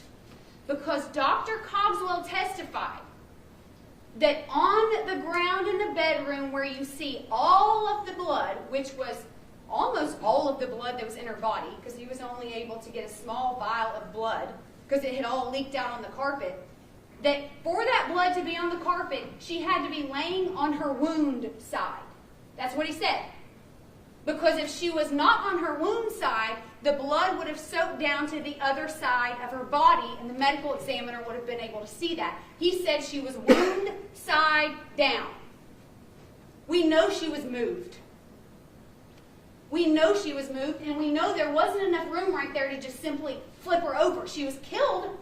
The stabbing began in the bathroom, and then he drug her into the bedroom where he put her on her side with the wound so she could bleed out. We know that. What else is the problem with this? Jason sees the knife and he reacts and he stabs. She's coming after him. He sees the knife and he stabs. The problem is, without question, over and over again, including in writing, our medical examiner says her wounds match her fetal position. It is not true. Trying to confuse you. Trying to throw everything at the wall and hope that it sticks. Really, the worst part of the opening statement is he's scared for what his future entails. But more importantly, the shame that he's going to bring on his family, the shame that comes with everything that he's being accused of today. Manipulative,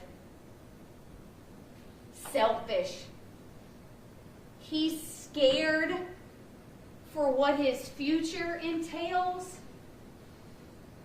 He's so scared that he texts on Tinder Victoria at 9:52 with some corny pickup line. He's so scared for his future that he's playing video games with his friends later that day. Don't worry about Jasmine Pace, who's dead in your apartment the entire day until 6 p.m. when you take her to Suck Creek Road. Keep in mind, when he Tinder messages Victoria, Jasmine is dead in his apartment. Uncontested facts. Is this the mindset of someone that just irrationally stabbed a girl 60 times? No. And then he lies over and over and over again. And this is something that General Moyle didn't mention. He lies to Katrina Pace on the phone. He says he hadn't seen her since Saturday. A lie. Then he gets to his parents' house in Nolensville, and he's trying to come up with a story. Not the story you heard Monday, but he's trying to come up with a story. It says, the last time I saw her was the 18th of November. The other note, the other sticky note on the desk, says the last time I saw her was the 19th. Trying to get his facts right. He knows he's being looked for. He knows law enforcement's trying to contact him. Why? Because he's got Zach Crawford's number written on a Post-it note. Does he ever say, hey, I killed her because she came at me with a wine bottle? No. He's got Zach Crawford's number written on the Post-it note. He's scared for what his future entails.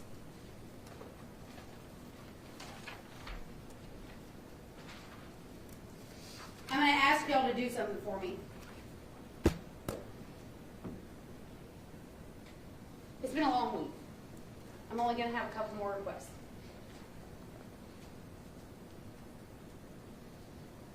When you think about this trial in 10 or 15 years, you tell somebody about the jury that you had to serve on in Hamilton County, you tell them about the case. I don't want you to remember this case as the case of State of Tennessee versus Jason Chen. The trial of Jason Chen. I don't want you to remember it with the suitcase and the girl left on the side of the road. I want you to remember this trial as the trial for Jasmine Pace. Because we talk a whole lot about criminal defendants. You've heard the name Jason Chen a whole lot since we started jury selection last week. Victims matter. Jasmine Pace is not just some girl listed in an autopsy report. She is not the photos that you have seen. Don't minimize her to a name on an indictment. She is a person. She had family that loved her, that you've heard from this week. She was a friend. She was a granddaughter. Please don't minimize this trial to the trial for him. I'm going to ask that you take all this information, all the notes you've made this week, all of the closing argument information. You're instructed to go back there and begin with first-degree premeditated murder. Go back there together and find him guilty. Please. Thank you, Judge.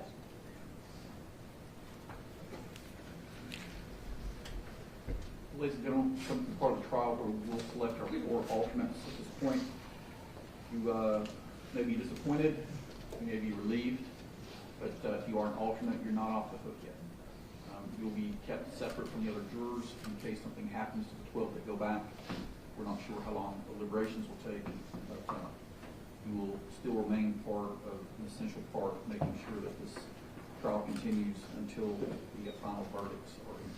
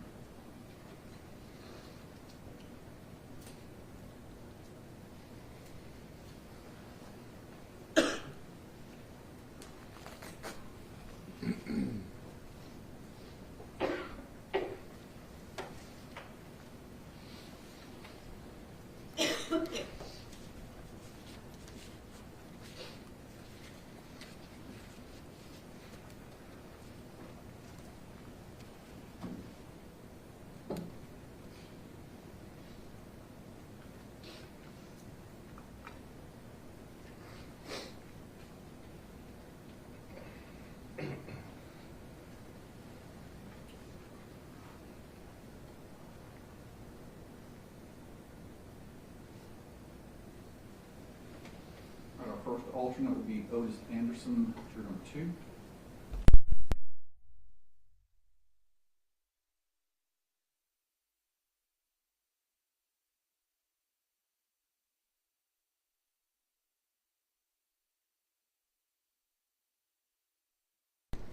You can't talk about the case among yourselves. You'll be kept in a separate room for now.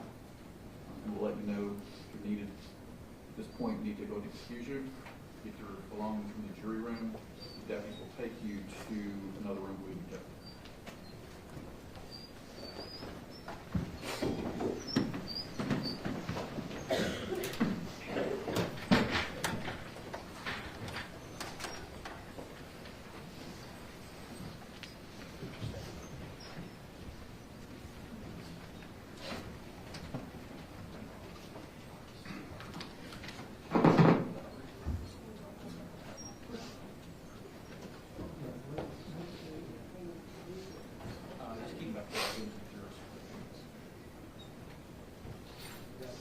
Yep, whenever they're out of jury. So, yeah.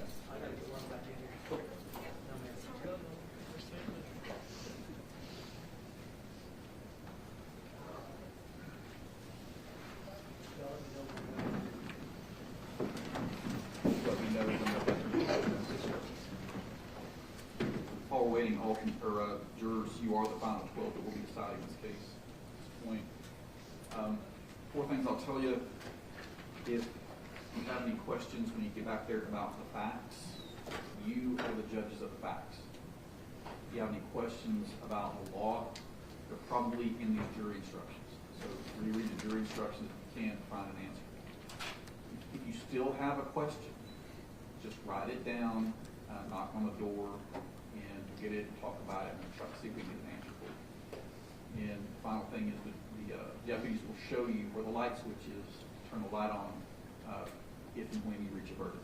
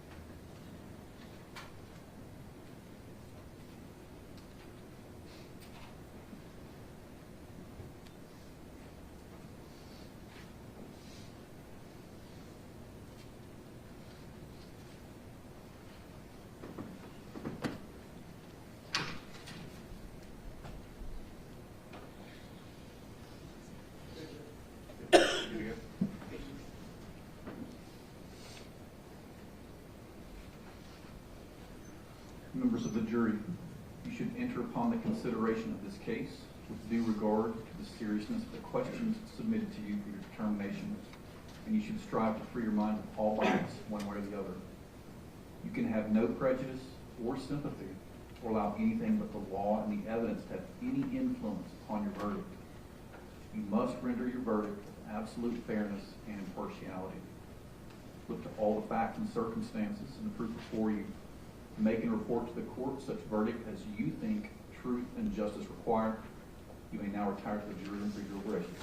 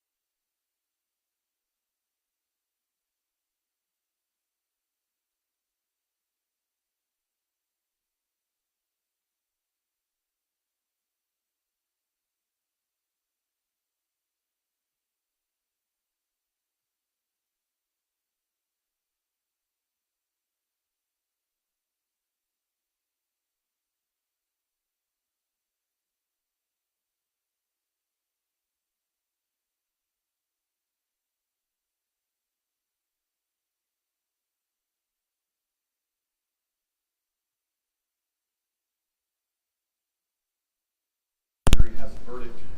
I'll wait till defense counsel gets here to talk about next steps. Yes, Your Honor. Any-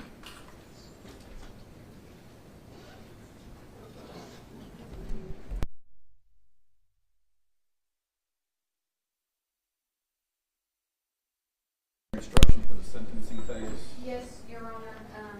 Of course, we were also going to spend some time on that in the next little bit. Okay.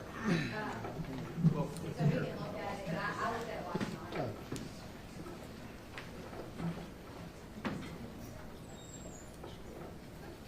Pulled up right now.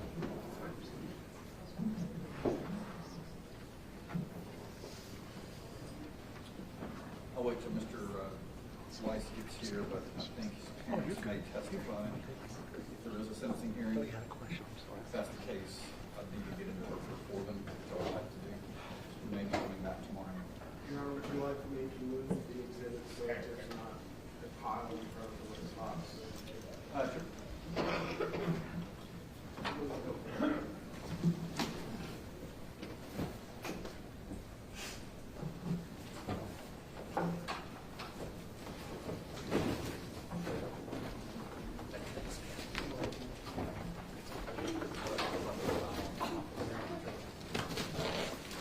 Sure.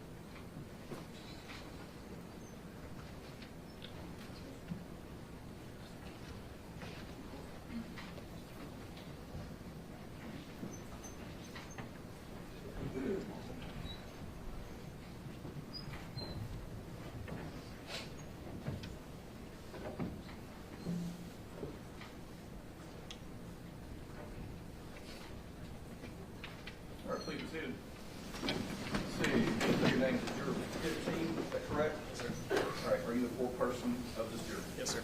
And you've arrived at a verdict. Yes, we have. Hand it to the verdict.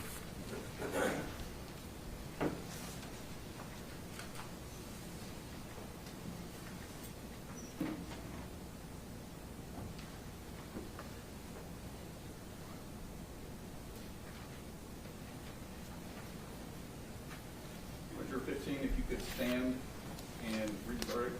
Chen, stand with your turn. Start with respect to. With respect to count 1 of presentment 315228, we, the jury, find the defendant, Jason Chen, guilty of first-degree premeditated murder. This is an emotional verdict. Everyone needs to maintain decorum, please. All right, the rest of the jurors, if this is your individual verdict, please so indicate by raising your right hand. The record should reflect that everyone's right hands are raised. All right, sir, read count 2. With respect to count 2 of presentment 315228, we, the jury, find the defendant, Jason Chen, guilty of abuse of the corpse. All right, the rest of the jurors, if this is your individual verdict, please so indicate by raising your right hand. The record should reflect all right hands are raised. All right, you may be seated, sir. You may be seated, Mr. Chen. We decide according for the polling of the jurors. Your Honor. All right, Mr. Chen, as 13th juror sitting in this case, I do agree with the jury's verdict of guilty and hereby pronounce you guilty of the first-degree murder of Jasmine Pace. This brings us to the sentencing phase of this particular matter. The jury will be asked to determine whether or not there's the presence of an aggravating factor. This will require proof. We're going to do that tomorrow. So at this point, to let the defense and the state put together the proof, if they want to put some on, then that'll be happening tomorrow morning. Again, you can't talk about your verdict with anyone. You're still part of this case, so you must refrain from being exposed to any media, and also must not talk about any sentencing matters or anything about this case with each other until you're back in the jury room. Okay? So that will release you, and I'll again remind you of the court's admonition to not discuss anything about this case among yourselves until tomorrow. All right, that may be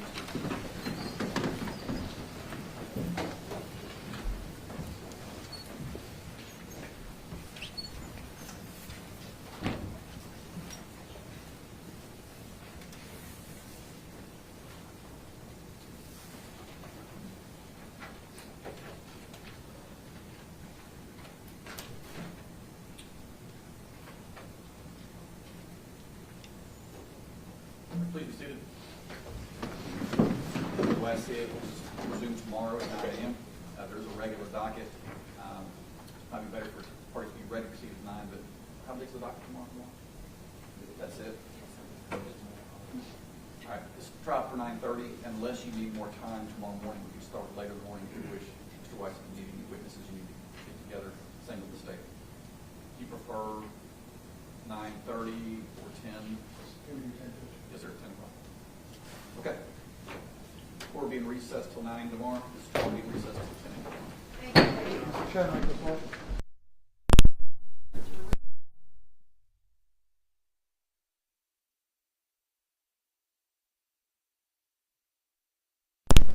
You don't have to talk to anybody about your experience if you don't want to. The lawyers understand that. They'll respect that. Just rather not talk to anyone. You don't have to. The lawyers do appreciate, and I certainly did when I was down there, getting feedback about what they did right, what they could do better. So if you are okay with it, they may ask you some questions about what was important to you in the case. Okay? And we'll try to get you back to Nashville tonight to work on that.